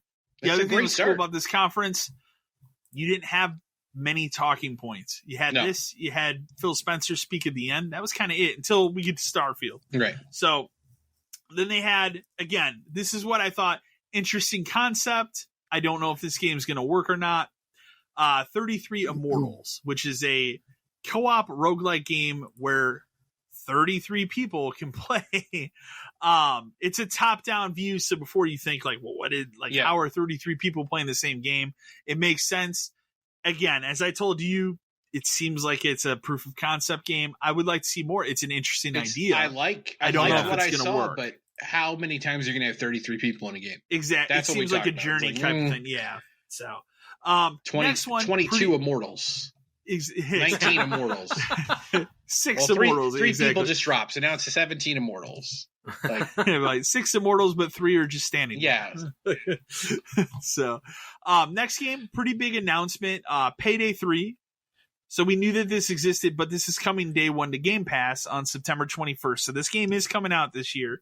Again, trailer was awesome. Game looks cool. It doesn't look visually much graphically improved from not Payday great. 2, Yeah, but it doesn't need to be. But I don't necessarily care. I don't care. It's more Payday. It's and also it's been 10 years. It's also noteworthy that while it is a Game Pass game, it's also only $40. Yeah, it's not an expensive game. It's very much in the budget realm. So, which the other ones were too. Yep. So, and as we learned almost a decade ago now that I think about it, Payday 2 when that came out, huge. Couldn't keep copies in ever, new or used. So maybe it's a good thing it's on Game Pass. We knew about this, unfortunately, ahead of the showcase. We knew about 2 of these 3 announcements, which we'll talk about as we go through them. But the first one of them, we did get leaked, of course, unfortunately, by Atlas themselves. Yeah, that's funny. Persona 3 Remake is called Persona 3 Reload. It is coming to Game Pass next year. It'll be on PlayStation as well. So it's on everything. But it is coming to Game Pass day one. Again, as someone who has never played Persona 3, Persona 4 was my jumping in point to that series. I'm just going to wait for this and play this. Yep. But it looks awesome. I played a bunch of it on PS2. Okay. The original one, which is important to note that's what this one is. That's what this is. Yeah. Okay. Which is a little strange, but I guess if you're going to remake it, remake the easiest version of it to remake. Yeah. People are upset it's missing a protagonist and some other stuff, but I mean, it's a remake of DLC's for. It's a remake of a PS2 game. I hate to say it, but it is what it is. I could see them doing it. For sure. DLC, $5. Persona 3 Reload Royale. There you go. Yeah, there you go. Next big one. Obviously, this is one that, for whatever reason, Xbox fans have championed this 5-second teaser for multiple years now. Much like Starfield, I can now say finally it's a real game. It looks like looks awesome. It looks awesome. It looks like Oblivion. Yes. It's what it looks like. It looks like Oblivion made by the people that made the Outer Worlds, which this is from the people that made the Outer Worlds. It's Obsidian. So this looks awesome. I loved everything I saw in the trailer.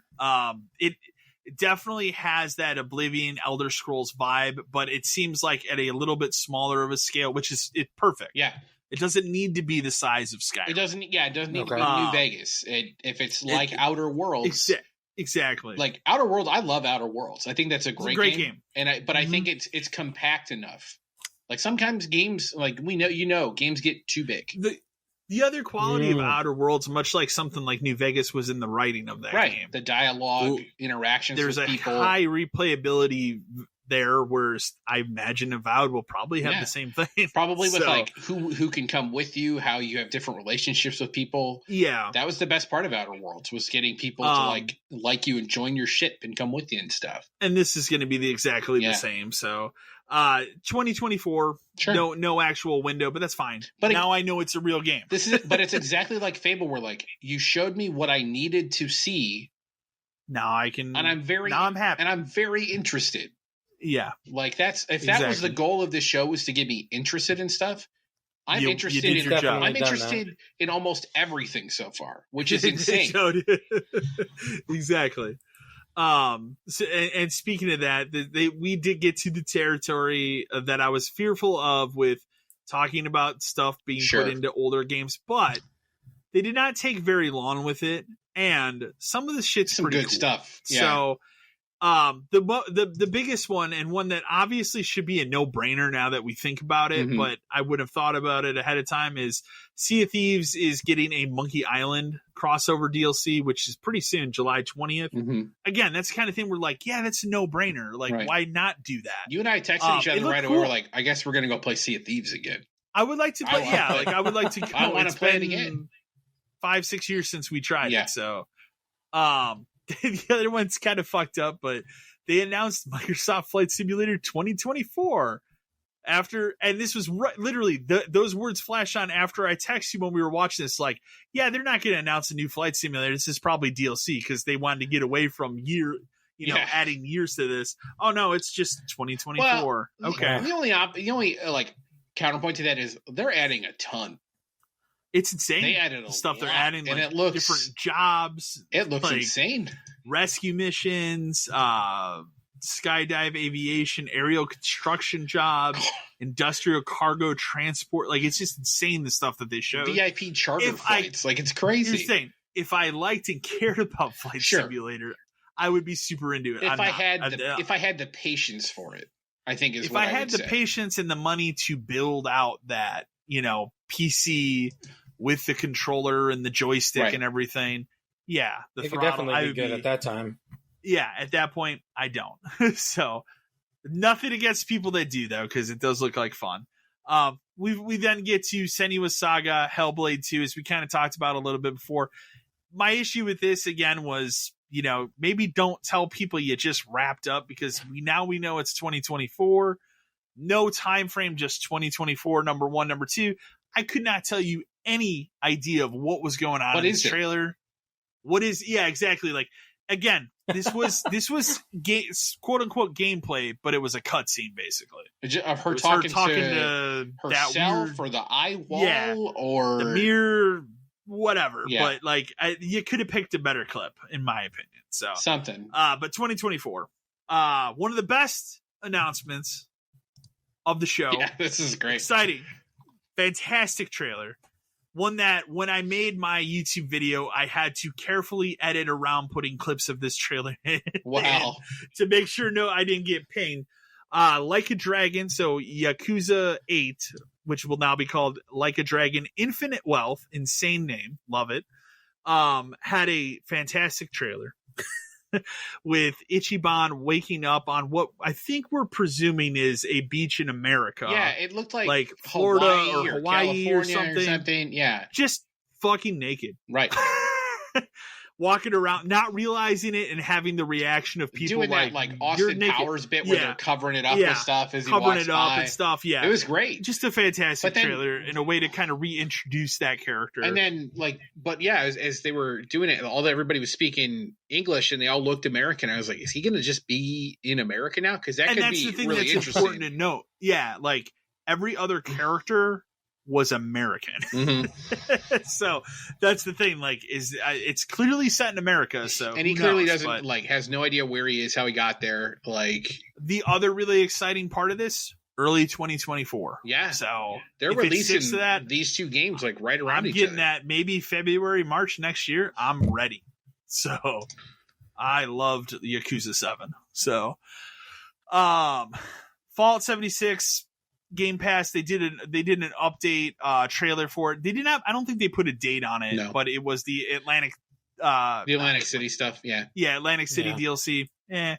This was the one and only game at the showcase that, like, maybe I'm just tired of this genre. I'm tired. I think you and I both talked about it.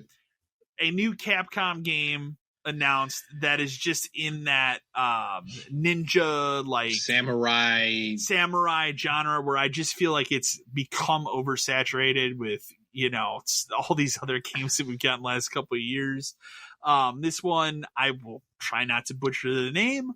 Kunitsugami Path of the Goddess. Now, it looked incredible visually, right? But again, that, for me, I just watched this trailer, and this was the one that fell flat for me, because I was just like, another one of these types of games. Matt and I have talked about it. Matt, what's the only ninja game that you'd get psyched for if they announced it? Tenchu. Exactly. I was hoping that's what this was going to be. I would like when Listen, if it's not Tenchu, let's just be done with it. I just don't care. Like, when they were first showing it, I'm like, what is going on? Because there's a lot of, like, weird stuff going on. There was a split second in my head when they announced this, because it's a Capcom game. I was like, is this like Asura's Wrath 2? Oh, or something? Okay, you remember that game? That's good too. But but then as it went on, I'm like, no, this seems like generic hack and slash ninja game. Yeah. And then that's what it was. And I was just like, no, I don't. There's too many. It's like with all the remakes and all these reboots, why can't you reboot the one thing like I really want? Which is certain things just get lost to time, though, and that's the worst part. Is like, there's never been another Tenchu game. Like, there's plenty of, like, I also franchises don't know who would technically hold the rights to Tenchu. Who is Tenchu 5 still? Let me check. It's not Koei. Tenchu Z was the last one, right? It's not Tecmo. It could be Koei Tecmo. No, it's is it Konami? Well, if it's Konami, then that's your answer. It could be anybody. Developers were Acquire, From Software, K2. Who's a publisher? Acquire, From Software, Microsoft. Well, that was Tenchu Z, right? Yeah. Hang on. But I mean, at this point in time, it's like, but you've had so many spin-offs. Like, why can't Software, you just redo it? Why can't I get after Armored Core 6? Why can't I get From Software? Exactly. To do that, yeah, owned by From Software. Weird.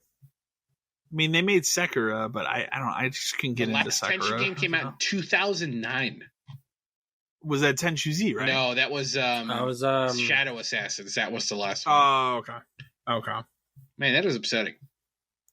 Isn't it? I told you, man. It's just one of those things. I would even right now at this point with Capcom doing these hack and slash, like, why can't you just do a new Onimusha? That's what I would be okay with that. Yeah, couldn't you have made this game into one of those? Like somehow you play as this woman in an Onimusha game. Like, I'm not going to complain about that. Not at all. Yeah, I don't think anybody. I missed Tenchu. I played a lot of Z. I played a lot of the PS2 one. The PS1, the original, I played a lot of, and then the second one. Yeah, that was the game that got me. Like, that's why, like, when Assassin's Creed came out, I was so behind it because, like, I had missed that whole genre of just stealth, assassinating people. Like, that's what I really love to do. I just love sneaking around. To be fair, I'm looking at these Tenchu Z scores, and Metacritic did not care for that game. Whoops. No, they didn't care for that game. But it's From Software. They can revive anything. If Armored Core 6 can come back, just do it. Be Game of the Year. Tenchu Z can come back. Next game we talked about was Forza Motorsport, as we discussed. Like, I don't think any of us really are highly interested. Always impressive. I will give them, I will give them credit. Not for me. They spent the appropriate amount of time on it this year. Yeah. In years past, was not 20 minutes. In years past, it would be 20 minutes. They'd roll out the car to show you it in real life and be like, here's some rain. And then, like, okay. Yeah. They did not do that this year. Always impressive, just not for me. Yeah. Elder Scrolls Online Necrom expansion got a trailer. That's out pretty soon. Not anything to really talk about there. Here's one of the more bizarre ones there. Overwatch 2 got a trailer that shows, like, the story mission, like some of that PvE stuff, right? That's part of the story missions. There is story missions, and then there's a new PvP mode, and then, like, a new hero.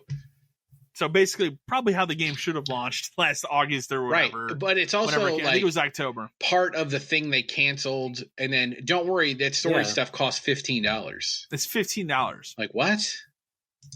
What are they doing to that game? The second Atlas announcement, which was also leaked by Atlas, I should say, Persona 5 Tactica, which is a Persona. So it's Persona 5 characters. They're almost in, like, a chibi form, kind of like little close to that type of art style, but it's a tactics game. Looks awesome. It looks good. It's out November 17th. It is on everything, but it is on Game Pass day one. Ooh. This was one that I kind of glazed over. Don't Nod, which they're making a lot of stuff right now.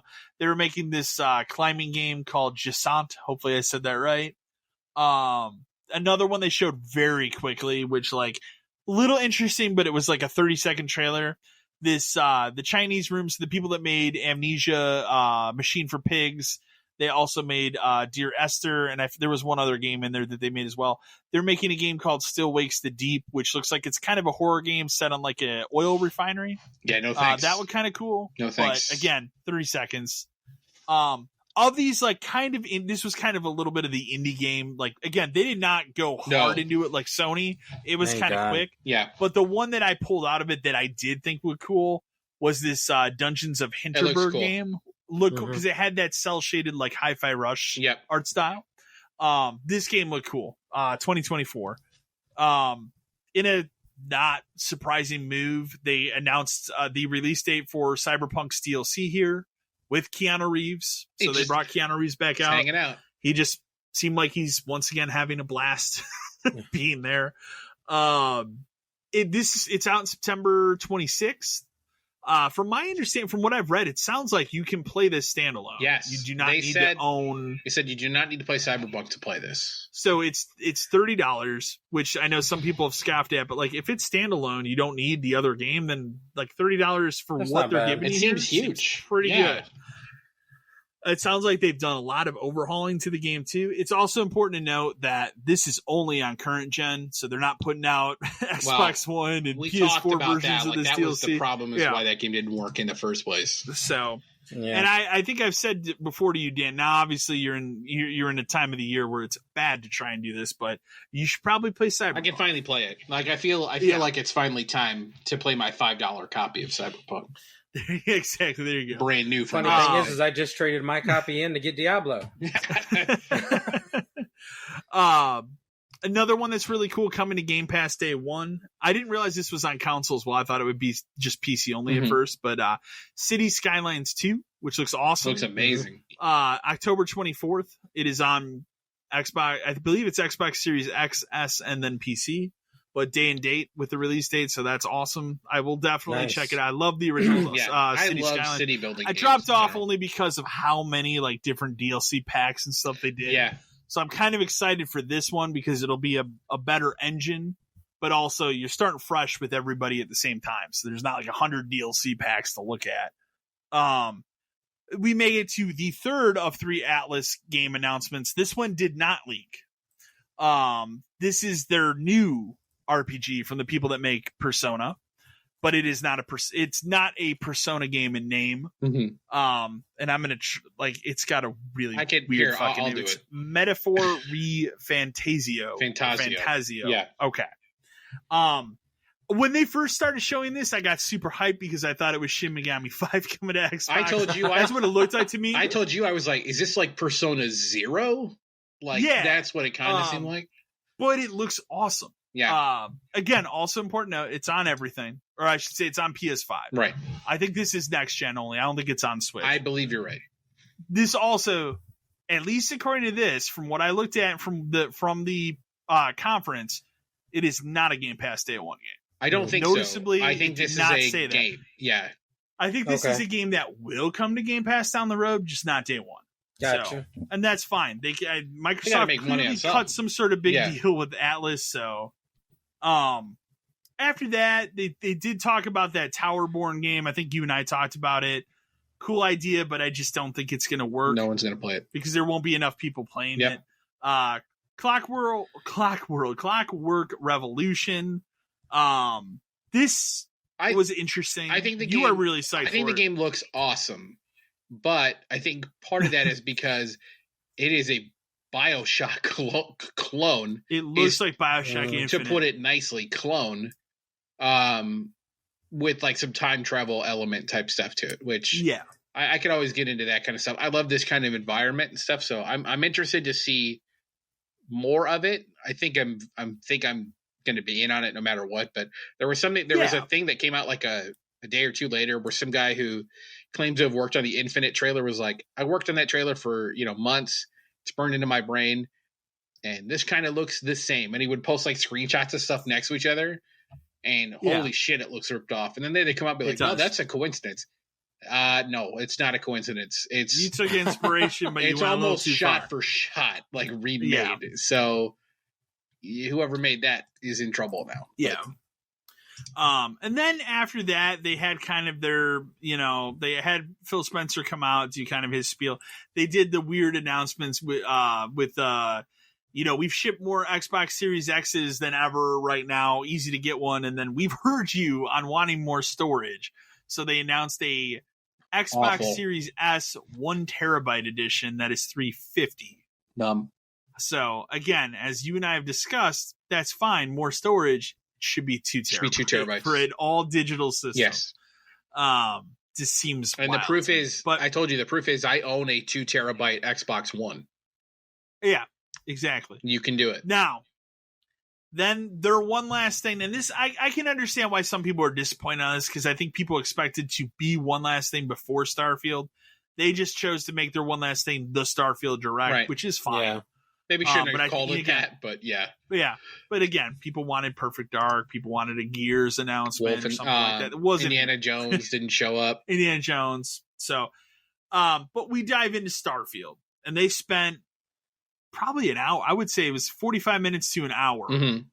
And it was very much, it was exactly what I expected. They interviewed different people that are on that team, not just Howard, but different people that are on the team.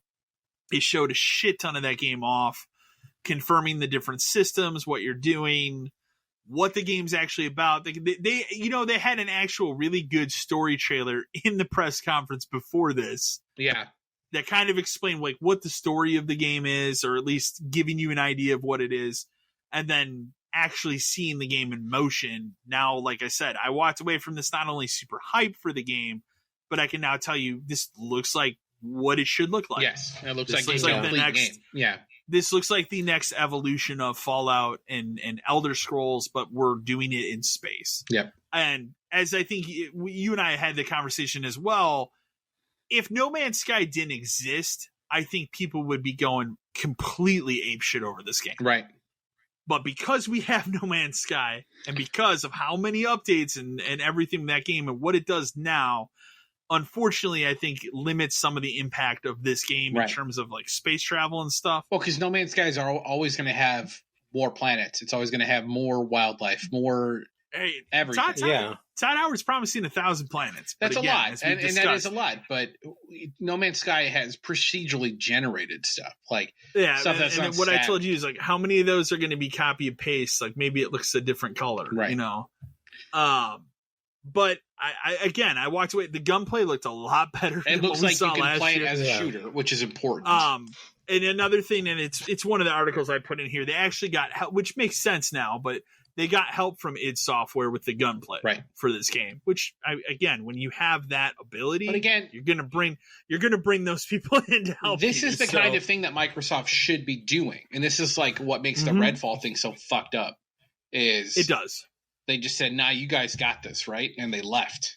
Yeah. But on Starfield, which is obviously an actually important game, they took another company they owned and were like, hey, we need to fix this.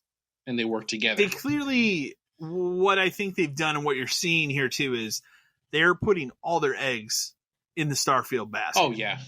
Which is why Redfall fell to the wayside. Mm-hmm. Like, this is it. This is their important baby. It's like we talked about. Starfield has to pay off. For years. It has to. It has to pay off. It has to do well. It has to get those good reviews. Yep. Or and one of the claims I think I put in here where they're claiming this is as of right now the least buggy Bethesda Softworks game. I don't know if I'd make that claim just yet. Well, I mean, least buggy compared to what? Like if we're just talking about PS3 Skyrim. Everything's the least buggy thing compared to that. I was gonna say, are we talking about Fallout 76 launch? Fallout 76 was bad at the start. That game, to be fair, I played that. I think we talked about it. I played that game recently. That game works now. It actually has a story. So they went through everything you could possibly want to know that they're going to tell you about this game ahead of time. They even talked about like their collector's edition for the game, which is a smartwatch, which. Very cool. I'm not getting that. I don't need that. Yeah. I don't need it. I was more impressed with the case it comes in than the actual watch for whatever reason. Like that was the thing I looked at. I'm like, boy, that's really collector's editions cool, are just getting harder and harder for me to purchase. Like I passed on the Final Fantasy 16 one because it's too expensive for a statue I don't care about. This one is $300. This is $300. The Spider-Man one. It's a smartwatch. You would expect me to buy the Spider-Man one, but for some reason that thing is $230. And I get a steelbook for a digital copy of the game. I'm not doing that anymore. Like that's absurd. No, I agree as well. Like very much so. So with all that being said about Starfield, everybody was kind of on the early point of that day, and then the other shoe dropped at the end of the day, which is Starfield has been confirmed will only run at 30 frames at launch on Xbox Series X and S. Because and we've talked about this. I think Todd Howard has alluded to this in many interviews. He cares and prioritizes detail over performance. And what I would say, like going into this a couple months ago, I would have been more disappointed. Now that I've seen Starfield and now that I've also played 55, 60 hours of Zelda on the Switch in 2023 at 30 frames, this doesn't bother me. No, I'm not. So they did confirm it's play anywhere. So if I really want to play it on my PC, I can. Well, the important thing is they told you 3 months before it comes out. Exactly. This is what it is. We did it on purpose because we wanted to make the game work. Because wouldn't you rather have the game work? And it's going to be the kind of thing like you are with Zelda. You're going to play 5 hours of it and not even notice anymore. As long as the game works. I'd say for me, it was like almost immediate immersion in that game where I realized like after I put 4 or 5 hours, like I didn't even care. So, and I think the same thing's going to happen with Starfield. I don't think it was smart to do it the same day as all this stuff, but I do think it was smart to do this way before the launch. Yeah, get it out there now. For sure. Oh, hey, this comes out in a week, by the way. That would have been bad. Also, for people that are up in arms or cannot understand, there is a 45-minute Digital Foundry video explaining in very gross detail why this game runs at 30 frames, why they made this decision, how it just isn't possible to run this game at 4K 60 on a Series X, given what they're doing. So if you are one of those people that just have to know, the answers are out there. So, with that being said, I can see in the future a situation where, hey, maybe 8 months from launch, here's a 2K resolution 60 The game's going to be out for a long time. They're probably going to make DLC for it at some point. So, things could change. If in 2 years they figure out how to do it, they're going to give it to you. But I looked at this after, the way I was like, wow, I got really immersed in Zelda. And every time I play a Bethesda game, with maybe the exception of 76, so you can put out their Fallout, Skyrim, Oblivion, I'm always immersed. Mm-hmm. The same thing's going to happen with Starfield. Right. So at the end of the day, it doesn't. And you're also talking about games like Fallout and stuff where those games had problems in the beginning. Well, if the trade-off is this doesn't have those kind of problems in the beginning, I'd prefer this. Yeah. And they very clearly said, like, we could get the game to run at 60, but it's probably not consistent. And it won't lock. And you don't want that. Right. And the minute something explodes, it's going to dip. Is that what you want? 20 frames now. Yeah. You don't want that. So, but yeah, there's a ton of Starfield information out there. I walked away from this entire conference. Like I said, for me, it was a B+, but I came out of it mostly hyped for Starfield. Yes. Now I know what it is. Now I know that it is just another Bethesda Games RPG, and I want to play it. Right. And like we talked about at the start, like, I'm interested in most of the stuff on this list in some way. Yeah. And you make me want to know more. I want to see more Fable. I want to see more Avowed. Even the damn Star Wars game, which I would normally never care about. I was like, maybe there is a game in there I could enjoy. So on that point, it's a success. But as we've talked about before, and we'll say it again and every time, it has to deliver games. It does. For sure. We need to get to next fall, 2024. And hey, I've played Avowed. Right. Hey, I've played Hellblade. Fable comes out in a month. And these games were good. Yes. I enjoyed it. We made good on this. That's what I want to see. Yep. So, but we can move on from the Xbox press conference. Obviously, Mortal Kombat 1, huge topic right now. But there was a blurb, and I did see this too. I saw you put in here that Ed Boon has come out and said that the door is not closed on the possibility of an Injustice 3. It makes sense. Yeah. Injustice was incredibly popular. Injustice 2 was awesome. There's some talk going around that maybe this was Injustice before it became Mortal Kombat 1. But because of the Warner Brothers, remember they were going through that weird sale period where they weren't sure about licensing and all this other stuff. And then COVID hit. And it's like work from home. It's like, well, what can we work on at home? Well, we just made 11. We could probably make a sequel to Mortal Kombat 11 easier right now than we could make an Injustice 3. That makes sense. So a lot of that lines up, and you kind of got used to them trading it back and forth. But the other thing too is like Injustice 2 has so much shit in it. What could Injustice 3 possibly be? Other than a continuation of that story, I going guess, even but like, deeper. Who else I guess, can but you add? Exactly. We're down to like adding Ninja Turtles at this point, man. Well, I don't know either. Well, I know what I'm saying though. Like we've added them in too. Like we're pretty far at the bottom of the DC barrel here. Not to say that's a bad thing, but what else are we adding? I was going to mention Peacemaker, but let's be fair, he's probably in Mortal Kombat 1. So. Yeah, and maybe that's where Injustice 3 was going to go. Yeah, could have been. It makes sense. It definitely makes sense.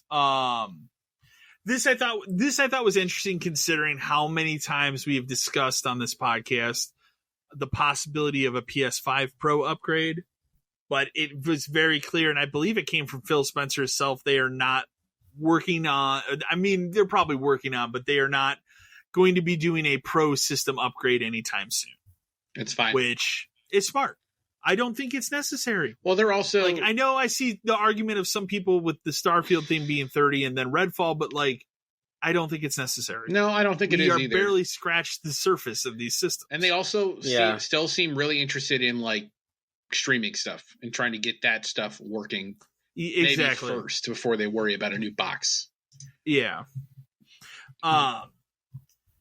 This I put in here just because I did read it more into context later, but initially reading this was just wild to me. So we obviously know, and it's coming out more and more, like more of the backstory of Redfall and how, like, what the disaster it was. But the head of that of Microsoft Games, Matt Booty, made this comment that seems pretty jabbing to me, which was simply, when a studio becomes part of Xbox, like it or not, they become part of first party. And as a part of first party, they exist in a different spotlight. People look at them through a different lens. And then he did go on to say it is his responsibility, you know, and blah, blah, blah. But when it comes to Redfall, it almost kind of seemed like in this quote, he kind of was throwing them under the bus for like not acting like they were like a bigger studio because they are part of Microsoft now. And like, again, as we've discussed and as we learn more about Redfall, at some point, the people that were making that game, when they got bought by Microsoft, kind of hoping Microsoft canceled that game. And instead, Microsoft took it as an opportunity for, here's a game we can put out, and they fucking championed that game. So, the disaster of Redfall continues. Yeah, we're going to learn more. It's going to keep coming out. Matt Booty's not helping anybody by throwing them under the bus. He should have said nothing. He needs to keep his mouth shut at this point. Especially when we're talking about all this other stuff that we just showed at a showcase. You don't need to talk about Redfall. Yep. Yeah. So hype people for stuff that's coming. Embracer Group went through some massive restructuring because they lost. There was a big deal that they had that was going to go through. Wasn't it like for $2 billion or something absurd, and it fell through. So now they're going through a major restructuring. They're closing a lot of studios. They're canceling a lot of projects. It is important to note they had to put this out in a press release somewhere because I saw it. Tomb Raider is not affected, whatever's being worked on with Tomb Raider. And then, of course, and this one made me snicker even harder, nothing's being affected with Perfect Dark. Sure. Of course. Sure. So, but they're just still going through like a big restructuring. It's just it's a company that is a mess. That deal they bought too much. They bought too much stuff. They don't know what they're doing. Like they own THQ Nordic, PlayOn, which used to be that Koch Media people or Coach Media, or whatever, Gearbox, and a ton of other people. And then which means they also have Crystal Dynamics, Eidos Montreal, 3D Realms. They said they want to release over 200 games in 3 years. What games? What are you making? Yeah. You remember they were the people that got pissed that Saints Row bombed. Yeah. Like well, Saints Row did bomb. But the thing is, it's like, but that pissed them off so much that they restructured that stuff. And we're going to take a step back and do this. Like they just have, they did that thing where they bought everything and have no idea what they're doing. Kind of like Microsoft. They don't. Yeah. Kind of in that sense. I'm not going to go through every game at it. There was also the Ubisoft Forward. This show, one of the reasons I don't want to go through is because it was very disappointing. There's a lot of stuff you'd already seen.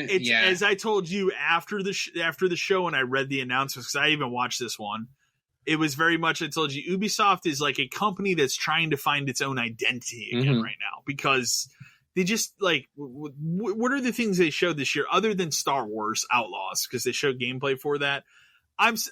This is one thing I'll say. I know this is something, Matt, don't take offense. I don't think Assassin's Creed Mirage looks very good. There's something about the way it looks that is weird, right? It's weird. It is. Like it's almost seems like a regression of what that series is. Like there's a point where it's like, okay, it's cool that we're going to go back and we're going to do the stealth stuff. That should be a bigger aspect of that franchise because that's what it started as. Exactly. But I think we're going too far back in this game. And also, like, visually, it just, when I watch the footage that I saw now, it just doesn't even, like, it doesn't look next gen. I know it's on older platforms. It has a weird, like, cartoony aspect to it. It's almost, weird, right? Yeah. So I'm not against what you're saying at all. Like, I want you to know that. I love the fact that it's going back to the original way that Assassin's Creed used to look. However, I will totally agree with you that it doesn't look right. Like, it looks like it's off by something. Right. It almost doesn't look as good as Assassin's Creed 2 did. Yeah, exactly. No. Right? I'm right there with you. There is room for that version of this game to exist. Like, they could easily have these and then the other ones, like the Odyssey, Valhalla ones, because that's what saved that franchise, was completely changing. It is. Yeah, exactly. But by saving the franchise, you do give yourself leeway to go back, but you have to make a better game than Assassin's Creed 2, which was a very good game. And that game is 10 years old. Yeah. And this, so far, doesn't look better than that game. Yeah. Yeah. So, I don't know. Like, really, it's definitely, not something I'm going to... I never bought any of the more recent Assassin's Creeds when they first dropped. I've really gotten away from doing that just because I've been disappointed by so many games that I've been hyped up for. And it's just like, why? It's tough to, like, buy in. Like, I'm excited for all of this stuff that Xbox has showed too, but then it still gives me to the point where, like, what happens when it drops?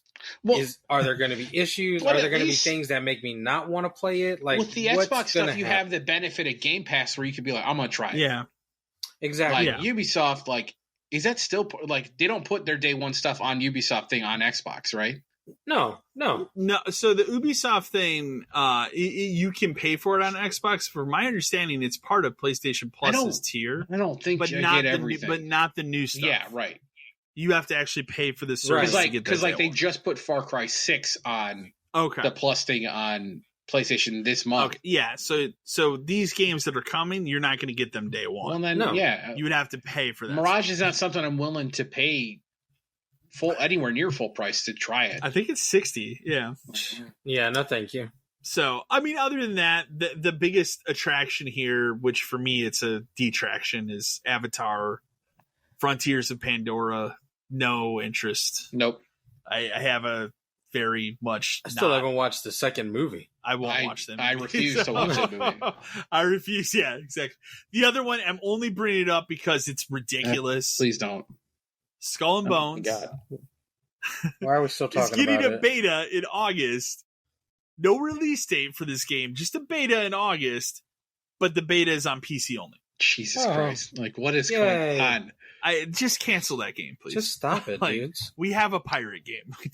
We don't need this one that clearly they don't even know what it is. So, actually we have two last news stories. One I'll go over really quick. There's a t-shirt that was put into GTA Online that players think is a teaser for GTA 6. Is it or not? I don't know. If I were to guess, though, like, it's not a bad way to go if you want to tease GTA 6 if you're Rockstar. They like to mess with people in that game by putting stuff in and having people find stuff. And at this point, that game's been out for a decade, so like they just like to mess, to fuck around. And then final news story, and I'm just going to shout it out really quick. We can move to emails. Microsoft is no longer making original Xbox One games. Good. There. It's over. Good. It's 2023. It's time. Yeah. So, like, it makes sense. And worrying about that is part of what's holding them back from making some of this stuff. It is, for sure. So, without that on there, good. I said the same thing with PS4. So, anyways, let's transition into emails. First email, very short, very quick one, very straight to the point. My favorite one. Randy from Pittsburgh, Pennsylvania. Howdy, is Perfect Dark just dead at this point? So we very much know it's not. It's not. There was a news article today where Matt Booty said that he just played it and liked what he saw. He's interested in the idea and he's excited to show you. Like, fuck off. That's my response. Like, why mention it talk now about when it? you Why know say people that wanted to see it a week ago? And you're excited for it, but you can't tell us a single thing about it.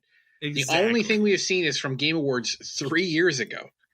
A CG trailer. It's not dead, but it's on life support. That was basically a proof of concept of this is what it might be like for a modern day Perfect Could be, Dark. and here's a pyramid, and then that's it. Yeah, exactly. As someone who loves Perfect Dark, I've made that perfectly clear.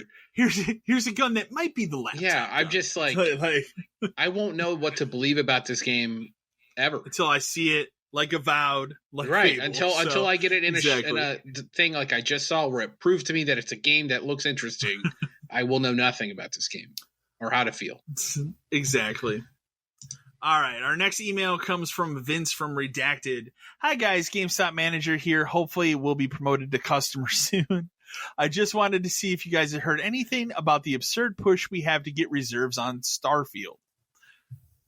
The company, or at least my DL, is treating this like Fallout 4. They fail to understand that with Game Pass, most people are going to outright buy this game.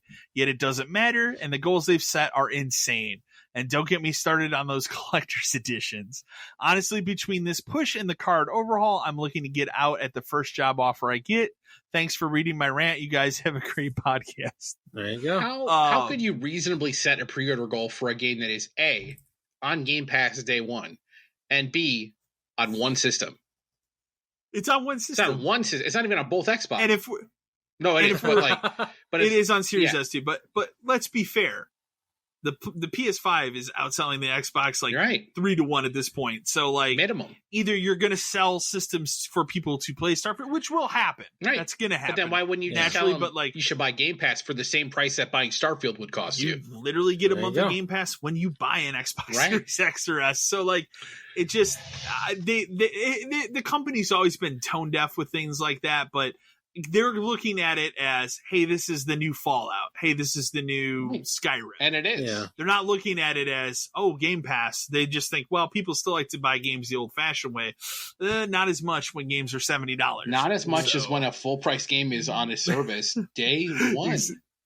Exactly. I feel bad. I don't blame you, man. Yeah, I don't blame you. We're praying for you. Please get a new job. Please email us. Please email us when you do. We'd love to hear back. But the pre-order goals for Starfield should be 10, maybe. I agree. 10. I agree. This came in. I think I had mentioned something about this article, and then I laughed when the email came in because, as you know, I do like to read and chuckle at bullshit that I read on Kotaku. Yeah, we all do. So, Brave from Cincinnati, Ohio. Hi guys. You've talked in the past about your hatred of Kotaku. I'm curious if you've seen their latest mudslinging article regarding females of color representation in gaming, especially around the new Star Wars Outlaws game. Is it just me, or are they making this up as they go? I've not seen anyone talking about this negatively on Reddit, YouTube comments, anywhere. I've only seen people upset that you can't change hairstyles on the specific character. That's it. Yet this article seems to be sensationalizing something that doesn't exist for the sake of clicks. It even mentions Gamergate several times. Good grief. Curious what you guys think. It is the bullshit Kotaku article of the week. They have one every week. It's a very easy target if you look at it. They write as many of them as they possibly can. I am sure they saw a comment somewhere where somebody made a comment that they don't like this girl because it's a female character in the game, or because she's of color. Is she all I didn't even notice that. I guess so. Here's the thing, and maybe this is just me. Maybe it's just you. When I play a video game, I play the character because I'm interested when it's a character-driven story, not when it's like Diablo and you're making your own story. When it's a character-driven game, I care about the writing around that character. Yes. I don't care as much about how the characters. No, and here's the thing, to talk about how women aren't represented enough in games. I would agree that is true to a point. Nobody's going to disagree with you. I think on that there isn't as much representation. However, The first 3 games of this Xbox show we're all female. Like, obviously, Fable, you make your own person, not a big deal. But like, yeah, the 2 games that followed it, including the Star Wars game, that thought never crossed my mind once. I was like, she looks cool. I'm interested in this game. You know what my favorite new franchise is of the past like 5 years is Horizon. I have never once questioned Aloy being the main character of that game. I think Aloy's a fantastic character. But you know what mine is? It's Control. Control. Another great example of a female-led game where the character is well-written, like incredibly well-written, badass, and someone I actually care about and am excited to play another one of. Like, exactly. Like, to continue, Gamergate obviously was not good when it happened. No, that was a huge mess, and it's gross, and like it does paint the whole thing in a bad light. But to keep bringing it up every single time when you make up the sensationalism is unbelievable. That's irresponsible on their part. It is. Like Lara Croft, I like her as a character. Like, obviously, when she was created for the PS1 days, she was made for different reasons. Yes, but ever since the reboot, it has not been about that at all. They started tinkering that in the PS2 360 era with those games, but that's when they tweaked it. When it got really went 180 with it that reboot. When they rebooted it, they said, "We're going to start over. We're not going to make her as much of a sex symbol. All this other stuff." Great, and you know what? Those games are great, and she's great in them. They're all great, and it never crossed my mind one time. No. I hate that Kotaku looks for problems and amplifies them. And they do it for clicks. They do it for all of this stuff. And like we've talked about, the only reason they're still around. Yeah, it's the only reason they still exist is because they are designed to piss people off. They are. And this is a perfect example. Like Star Wars game, I saw that trailer and said, "She looks cool. This looks interesting." Yeah, you're not a Star Wars fan. I can't change her hair. Fine, but then that's because I'm playing somebody else's like story they created. Yeah, exactly. I'm fitting into this game. I'm not making the game about me and what I think about what heroes and stuff are. If you don't like that kind of stuff, then don't play it, but don't bitch about it. Exactly. No, you're right. Next email we have is a fun one. It comes from Raymond from Lake Bluff, Illinois. Hey guys, I have a fun question for you. What is your favorite type of environment in a video game? Snowy, grassland, island, volcanic. I'm curious if you tend to cling to games given the types of environments that are shown. Thanks. You know my answer. Do I? You know my answer. Anything that's a tropical or island environment is an immediate. It's why, it is one of the reasons why for a while I looked at East 8. I never played an East game and was like, man, this game takes place in this tropical environment. That looks really cool. And then I played it and was like, this is a fucking amazing RPG that everybody should play. But that drew me in because I'm like, look at this environment. So anytime it's like bright blue and like ocean water stuff, I'm that easily gravitated to, or like grassland. On the flip side, I'm not a snowy person. I tend to dislike snow stuff where in games. You and I live. Well, it's that, or it's just like they use snowy areas as a way to cram in game mechanics that I hate, where it's like you get cold, you gotta go buy a fire and wear a jacket, and everything's slippery and you can lose your grip. It's like that just makes shit more annoying. I think that's why I tend to lean more towards like grassland type stuff, or I do like island type things, and I guess things that you would consider more like it sounds dumb to say, but like generic or regular. Like volcanoes and stuff are interesting for like a section of something, but again, you're hot, you need water, or all that kind of stuff. And I do like games that take place in like cities too.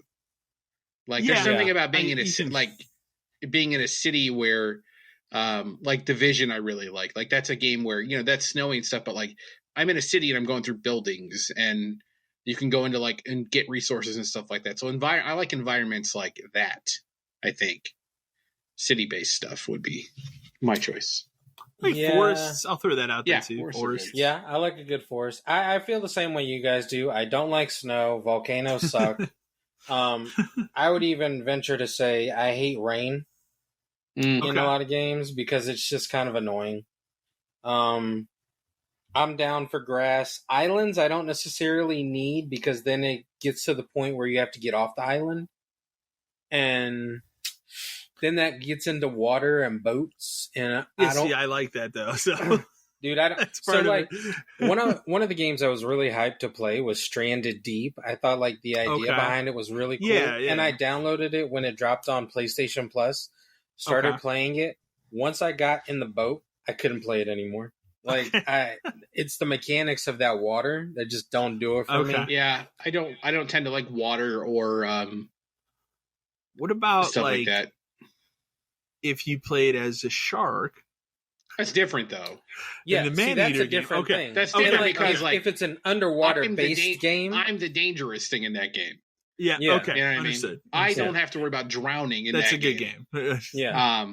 And like I said, underwater games don't bother me. Like if your person is designated to always be underwater, if your port is, it's the whole mechanic of the boat just rowing. Oh yeah. And it just that throws me off. Yeah, I didn't really get into that stuff until like Assassin's Creed like Black Flag, where there was a lot of that stuff. Okay. Yeah. And I started. That's the only game I've ever liked where like I'm on a boat and controlling a boat. I did like it in that game. That makes sense. Obviously, like Odyssey did that very well too. But they do it well. Like that's actually made properly. Like, but yeah, I remember Wind Waker. The reason I gave up on it the first time is like you get in a boat and it's like, hey, sail from the top corner of the map to the bottom corner of the map. I'm like, I think I'm out.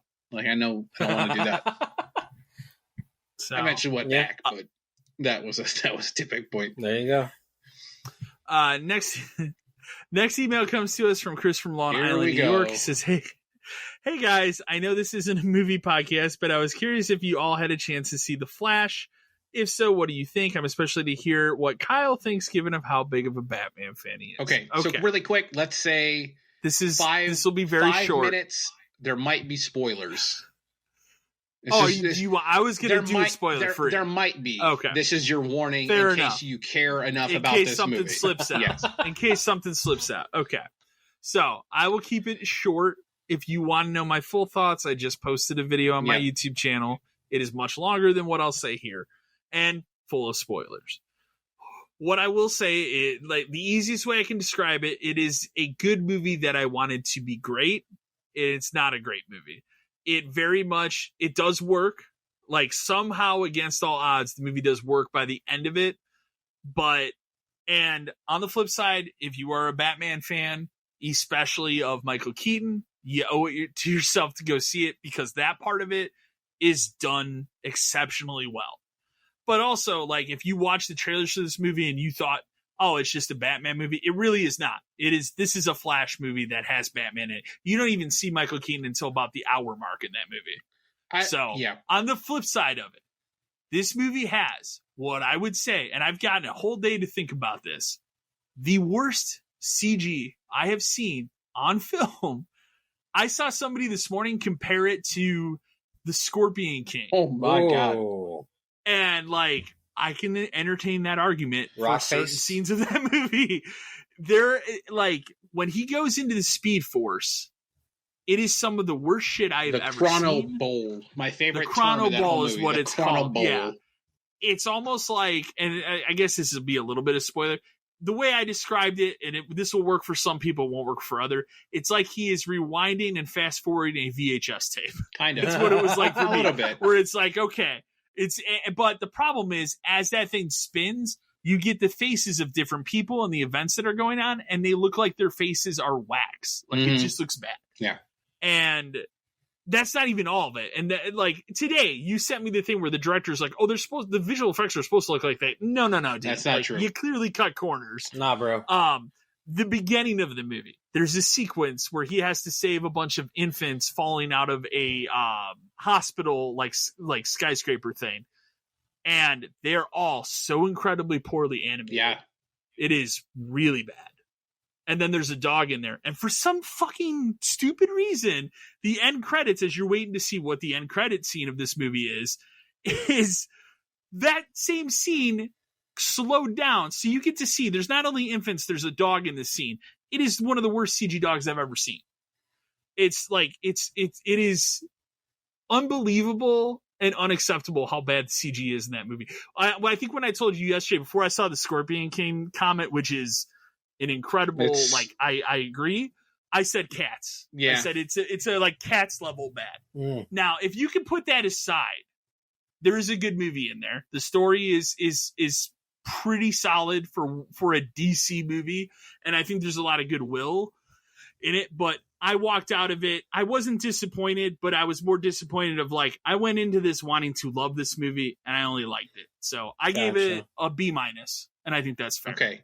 And I'm a diehard Batman fan, so I should be giving it an A. You were more Here's counterpoint. So Kyle and I went and saw this together, and Kyle is a Batman fan, and my favorite DC superhero is The Flash. Is The Flash. So I went in thinking, okay, Flash movie, but I also had tempered expectations because I'm one of the few people you'll probably ever know of that watched the entire TV show, and I finished it. Yeah, I only saw half of it. Well, and you checked out about the right point. About the point everybody did. About season 4 is when that show is done, and there are 9 of them. I would give this movie 5 out of 10, and that's like me kind of taking some points off just because like Ezra Miller is garbage. He's a good they're a good actor, and they played the dual role thing very well. Very well. I will not take anything away from the performance. Yeah, but it's fine. The character is weird. The CG, like Kyle said, it's just bad. It's so bad. Like there are scenes at the end in the third act where you would just stand there and be like, this is not what these things look like. And it's some of the cameo stuff is not done well, and one is done really well, and the problem is it's done so well when you see all the other ones which are clearly full CG. Yeah, it makes that one pop so much more, where it's like, really, like it's one of those. I won't spoil what it is, because it is one of those like if you know what it is, like you know what they're calling back to, it's mind blowing. So, but I won't spoil it. But I'll stay away from like cameos and stuff. Like, but one of the biggest problems I had about the movie was his character progression does not happen. It's such a weird thing because you meet him and he is awkward and weird and just kind of odd. And that's, to be fair, that's set up in Justice League. And if that's how he's going to be, that's okay. However, when he makes this choice to change things and he ends up in a dual role, the one he meets who, you know, his mother never died. That's not a spoiler because that's what the whole point of this movie is. No, that's in the trailer. Yeah. Where his mother never died. That kid is a loser and like he's just like a slacker and all this other kind of stuff. He immediately becomes like a mature person who is responsible. Yeah. And like it seems like actual character growth. And like he's making decisions and he has to make tough decisions and shit is wrong. And he has to, the end of that movie where he has to make like this final decision is emotional. And then and then everything goes back to normal and he's an awkward dumbass loser again. Like what happened to the guy I just saw for 2 hours? Where did he go? Yeah. You lost everything that like you worked towards is gone. And it's just like, what is this? And I told Kyle, I said, the biggest problem with this movie and this movie story is the first 2 seasons of that TV show exist. Because they incredible. Did this story. They did it better. And like the first season of that show, you could stop after that. Because like the mind fucks in that are good enough. But like the second one delves into Flashpoint stuff. And the other weird part about the movie is if you're familiar with what Flashpoint is or why he has to go back to save his mom, that's never alluded to in the movie at all. No, they make no reference as to what actually happened. Not even like a tiny Easter egg for people like DC people who would understand it. I told you all I needed was a lightning bolt to go through the house a second before it happened. That's all you needed. Yeah. Doesn't exist. They don't do that. They don't even touch it's really on bizarre. It. It's so They don't weird. even touch like it's so weird because like by the end of that movie, they don't even touch on like, okay, obviously people that are watching this movie know that his father didn't actually kill his mother, right? You've known that the whole time since the beginning.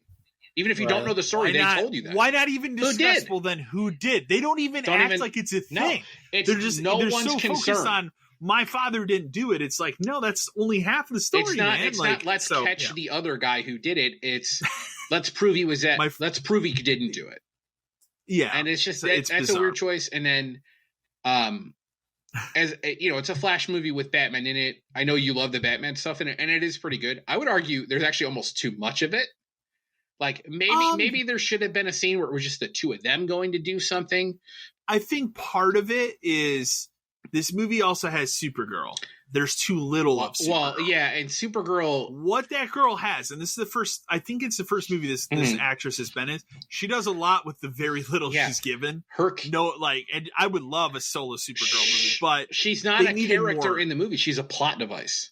She's a plot device, and that's unfortunate because she is completely wasted, and her character development almost is very quick, and to a point where it's like that shouldn't have been what did that, but she is wasted, and she does great with what she has, but she's completely wasted. This movie is. It's not bad, but it's not good. It is it's middle of the road. It is a DC movie. It's a DC movie. It also, like, oddly enough, this should have been like the cap of like, okay, this is kind of the end of the Snyder stuff. Now we can move on, get to whatever James Gunn's doing with Superman. They should have edited it, and that's fine. End it. That's what they should have done. But like, there's still an Aquaman movie that I don't even think I want anymore. What is it? Like, I just want to move on to the next, to the Superman movie. You've told me that. You've told me that this is over, but now you're like clinging to. Is it? Because they're waiting. Yeah. They're waiting on how this movie does to decide if they want to make another Flash movie. I'm not against them making that next Flash movie. I'm not either. But what is it? What is it? The other thing that I noticed today when I was talking to my girlfriend about it, I'm like, all right, here's what's interesting to me. We saw this last night. That Aquaman movie is still scheduled for December 20th. Why not put out a trailer in front of this? That seems... Because I seriously think, this is what I think. I think if this movie bombs this weekend, and it very well could, I have no idea if this movie is going to be a hit or a bomb. Mm-hmm. I have no idea.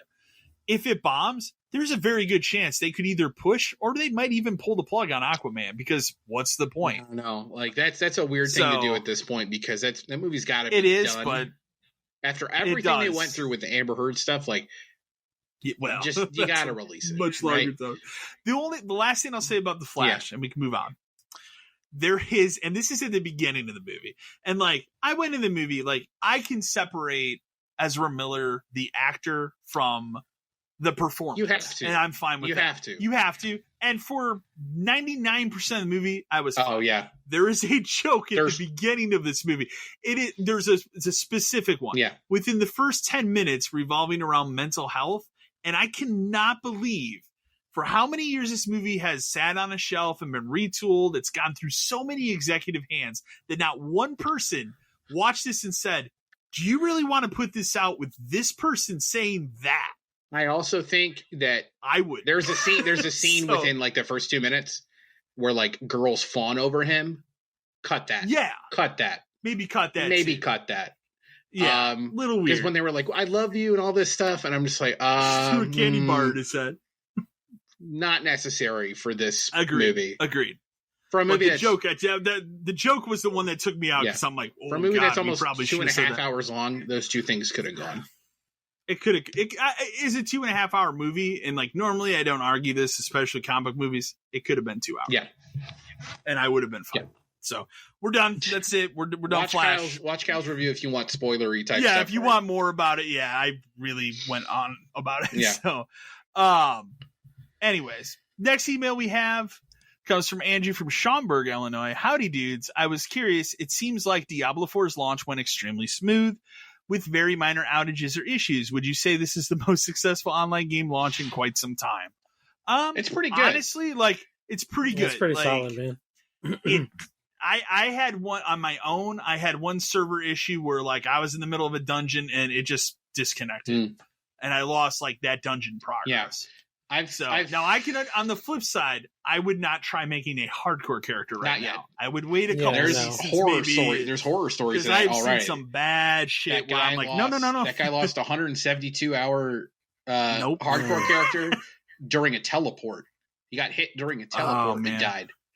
The other guy got disconnected and his character disappeared.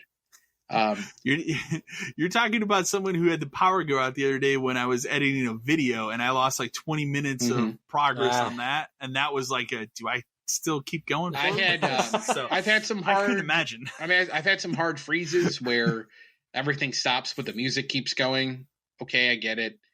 I have had there's a couple instances where it's clearly not loading right or sending stuff back and forth correctly because you try to go through like a door and you just bounce off of it.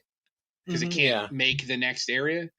But overall... Or like, let's say we're in the hub world and we're playing together and then we decide to get out of the hub world to go to the area and you might just keep running but not actually going. That happens. But no login issues. Like, I've never been queued for more than 10 seconds. Since that first beta day where I waited like an hour and a half.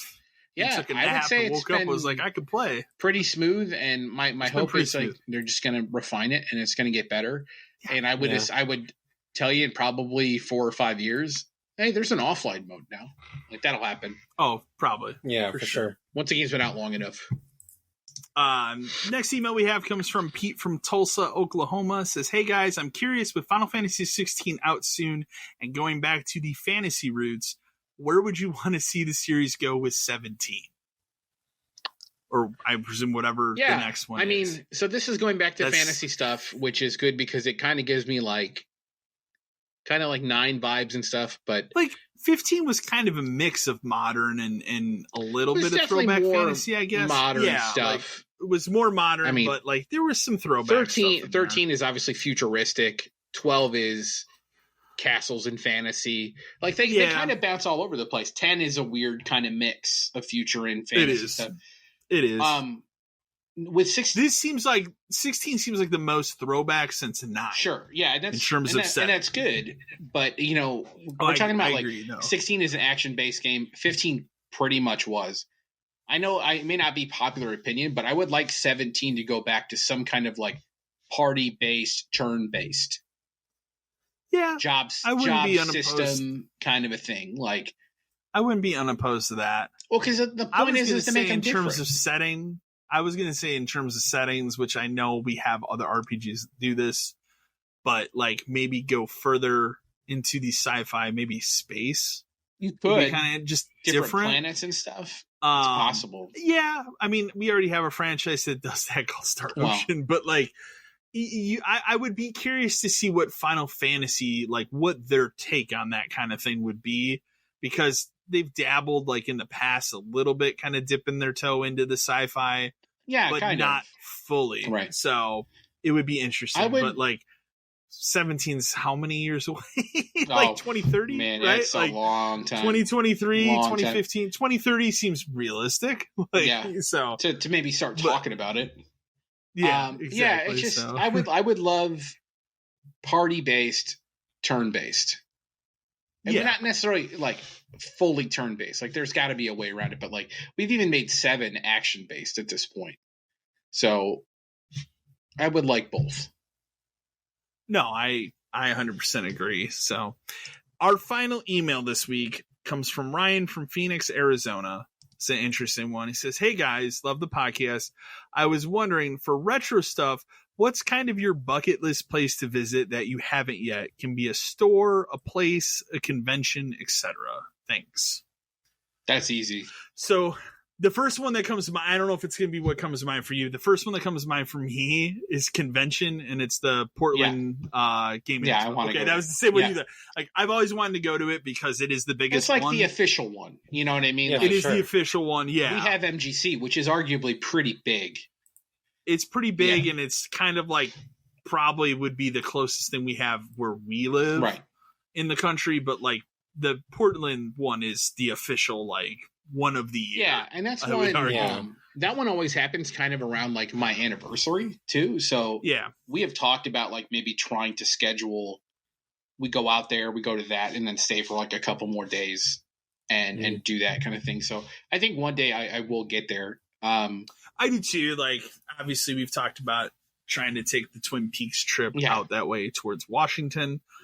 I'm more interested going to visit that side of the country than I would be like New York or something. Yeah, I've already been out that way before. So I would like to go the other way. Even as a kid, that's kind of the way my family visited in the country. We never went west that direction. Yeah, we never went west. I've only been west for work. Yeah. Yeah, and I'm very interested. I went to Denver one time. But you know, I try to go to stores whenever I can. Like I went to Denver for a weekend for a friend's wedding, and I made time to go find 2 stores out there and just to see. Yeah. And then I was in Iowa at one point, and it's like, let me look up the closest one and hit it up. Yeah. I try to, whenever I'm out of town or something, I always try to look for them. I go to Wisconsin a couple times a year and always look for places up there. Yeah, like I don't have like a specific like famous one or something where it's like, I need to get there. We have talked about it before, but like I would like to go to Double Jump just because he does have I wouldn't mind like visiting that at some point. But that would be the kind of thing where we try to schedule that around going to Portland. Yeah, I also wouldn't mind visiting one of those Pink Gorilla locations either. Yeah, her store too. Whatever. There's 2 of them? She's 2 3 now. of them. So she's 2 those now. Those stores always look great. Those are cool. Yeah. Sure. Like, and those are pretty cool. It does seem like most of the good stuff is out west. Mainly, and I think that's because like that's where Nintendo was. That's where Microsoft was. Like, well, I mean, you get close into Washington State and, you know, the Redmond area or whatever. That's all Microsoft. Yeah. So you're going to find a ton of Xbox. Yes, but like there. that's where a lot of that stuff got out. In California, you're going to get Nintendo. You're going to get PlayStation for America. So that a lot more of that stuff is out there. Obviously, a lot easier to import stuff if you're on the West Coast from Japan. You know, back in the day where a lot of that stuff would end up over here. But yeah, I think that's what I would like to do is like to go out west and try to schedule a way to go to a couple different places. The problem is if you go during PRGE, the problem is all those stores are at that, so you can't really go to those stores. Yeah, that's part of the problem there. Downside. The other one I'll throw out there, just because like sometimes I find these videos on YouTube and I'll watch them. Like every once in a while, you'll still see like a mom and pop rental video store is still open, but they're selling stuff too. Yeah. I would love to find one of those just to go and walk in. Yep. So, and just see what they have. So I don't have one in particular because there's so few and far between, but like anytime I ever see those on YouTube videos, like I'm just like, man, I wish I could find one of those around here. So, yeah. But other than that, anything you wanted to add, Matt, or so that one? I mean, we have the Southeast Gaming Convention down here. That's right. That's actually, I think that's actually next month. Actually, is that one pretty big? It's pretty big. It's okay. From the first time I went to where it is now, it's blown up a lot, and so that's probably like his MGC. Because remember the first year you and I went to that, it was not what it is today. Yeah. It was in a parking lot. So I would dare to say, like, I don't have any stores that ideally, like the ones you guys named, Double Jump, the Pink Gorilla. I would be interested in going and checking them all out. I think for me, retro stores aren't places I like to go hunting in. Because they're gonna sell retail. It, and they're always gonna not want to negotiate with you. I always find that like if I go to like a retro store, I'm always looking for stuff that's like $20, $25. Exactly. Like I have an idea of the things I want when I go there because I'm like, oh yeah, let me pick this up because I just need to put it in my collection. Or you're looking for odds and ends stuff like instruction manuals or stuff like that. I'll go to a retro store if I need a cable. Don't care. You know what I mean? Like things like that because I know they're going to need an old controller or something. Yeah, like I like going to those stores and just looking at like Super Nintendo games, looking for stuff I've never seen before, even if it's like only $15. Like for something I've never seen before, that's pretty weird to me for a Super Nintendo game. Yeah, for $15, even if it's like an odd like sports game or something, I'll generally pick it up just because I don't know. When am I going to see it again? Like some of the rarest stuff, some of the weirdest stuff you'd never find is not expensive. So no, not at all. It's just not there. Right. There's a store like around here that Kyle and I have been to a couple where you got your Castlevania from. The guy has a lot of stuff. His prices are not great, but every so often you can catch him slipping. We're like, I'll have 2 of the same thing priced differently. So I want that one kind of thing. So, It depends on the store, though. Like this guy. This guy, I know I can catch him. Yeah. Yeah. No, you and can. I just like negotiating, to be honest with you. I like throwing out numbers, and I like to see if I can win. This guy actually will do it because I've done it with him before. So he was cool. I think I did it for Castlevania, to be fair. Yeah, I'm sure you did. And that's what I like. Yeah. If you're an owner of a retro store and you're willing to negotiate with me, like, I'm down for that. You know what I'm saying? Yeah, but especially like if I walk in and I'm like, yo, man, if I buy like 10 games from you, can you like work something out? And they're like, no. I'm like, all right, cool. I'll give you an example. The one that I like to go to south. The one I haven't gone to yet, right? One of the times that I went and I took the GameCube that I had at the time because I wanted to get that HDMI adapter, but I didn't have that port in the back for it. So I took it and I literally went in there and I just said, look, man, like, here's the deal. I have this GameCube. All I want to do is trade it in for another GameCube that has this port. What kind of deal, like, what can we work out here? Like, that's literally all it was. And I think I ended up spending, like, he took it and I think I paid like an additional 20 on top, and that was right, because he was still going to have that's all I he was needed. Still going to have a GameCube he could sell to the next person because they don't need that port. Exactly. But so that kind of stuff I'm more appreciative I find of, when you go into a retro store, you can kind of tell how the guy's going to be by what the prices are on the things. Like if everything is 20% higher than what it should be, he's probably not going to negotiate. But if you can find stuff if you find stuff that is priced appropriately, like there was a very good store up in Wisconsin. Did you go with me to that one? Where they got it had like the cases and stuff, or was I just sending you pictures? I think you sent me because he also has like action figures and toys and all this other stuff. And you sent me. I talked to that guy for like 20 minutes one day when I was up there, and I was just like, oh hey man, like I did the classic. I used to run a GameStop, but I don't anymore. And I like your store and like all those kind of stuff and compliment. When that guy we just shot the shit for 20 minutes, and he hooked me up when I bought a couple things because I understand you're running a business and like all this kind of stuff. But he had a lot of cool stuff, and he was more than willing to show me stuff and open cases and chat. And I told him, I said, next time I come up here, because I've got like all those like old game posters that I'm never going to hang up and I'm never going to do anything with. Yeah. And I said, would you be interested in that kind of stuff? He goes, he's like, of course, I will take anything. And I said, all right, cool. So it's like the next time I go up there, if I know I'm going to go there, I'm just going to load it up and bring the posters in and be like, because like, an example of one I have, but I would never get rid of it is I have an original Dead Rising poster. Yeah. But not like a poster, more like a thick like a wall. A thick paper poster used for displays at Game Crazy. Mm-hmm. I have posters from that era. And there's definitely ones in there I don't give a shit about. But I have an Arkham Asylum. Yeah, one. but I'm sure he would be interested in those. And it's like, all right, well, I give you a couple of these, and I get a couple weird Super Nintendo games out of it, and it's cool because part of it is just talking to the people and talking to them and understanding that like this is a business. Like he's not here to sell you stuff for the price he paid for it. I'm not asking for that, but I'm asking if I take a bunch of stuff off your hands, and like especially lately, I've been buying baseball games because nobody wants baseball games, but I'm kind of like in this mode where I kind of want to own them all. They're more than welcome to sell me that. They're like, they don't know. Yeah, you could have a discount on a fucking weird happy baseball to get game. rid of it. Yeah, because I'm the one guy buying it. But I don't necessarily have a store. I guess if there is a store, I would like to go to the one that you go to, Kyle.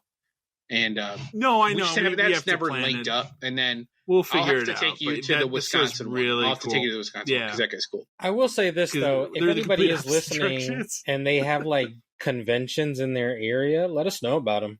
Because I mean, like, I'm totally down to travel eventually, and like, I would love to go visit other places that have them. Typically you only hear about the ones that are near you. Like, there are smaller ones near Kyle and I, but I haven't been to any of those because they're like weekend shows that I hear about like a week before it's too late. Yeah, exactly. MGC, like, we make plans ahead of time, but I mean, if you guys are going to conventions, tell us the conventions you like to go to. I will throw it out there only because I just thought of it, but like this year, now that pandemic not over, but pretty much winding down, if people have vaccinations and stuff, we should go to that flea market. Oh, we should. I have not been to it since pre-pandemic, so I cannot speak if it's still, it's been a couple years, but from my understanding, it's still going strong. I would look into it, yeah. I have found some good stuff there. Look into that and let me know. But you can find garbage there too. Don't get me wrong. Yeah, but that's the fun of that's the point of flea markets. That's the fun of flea markets. I've made some good scores. Gotten some good stuff there. So it is definitely worth going. But yeah, here's a homework assignment for people listening. Tell us the best thing you've ever found at a store, like the best deal you got at a store, flea market, just something where like whatever. You can't believe you got this deal. Because I love to hear that kind of stuff too. This stuff's good. So, otherwise, once again, thank you for listening to Podcast 572. As always, you can send your emails to podcast572@gmail.com, and we will be back in another 2 weeks for more of the podcast. Thank you again for listening. Thank you, everyone. Stay safe.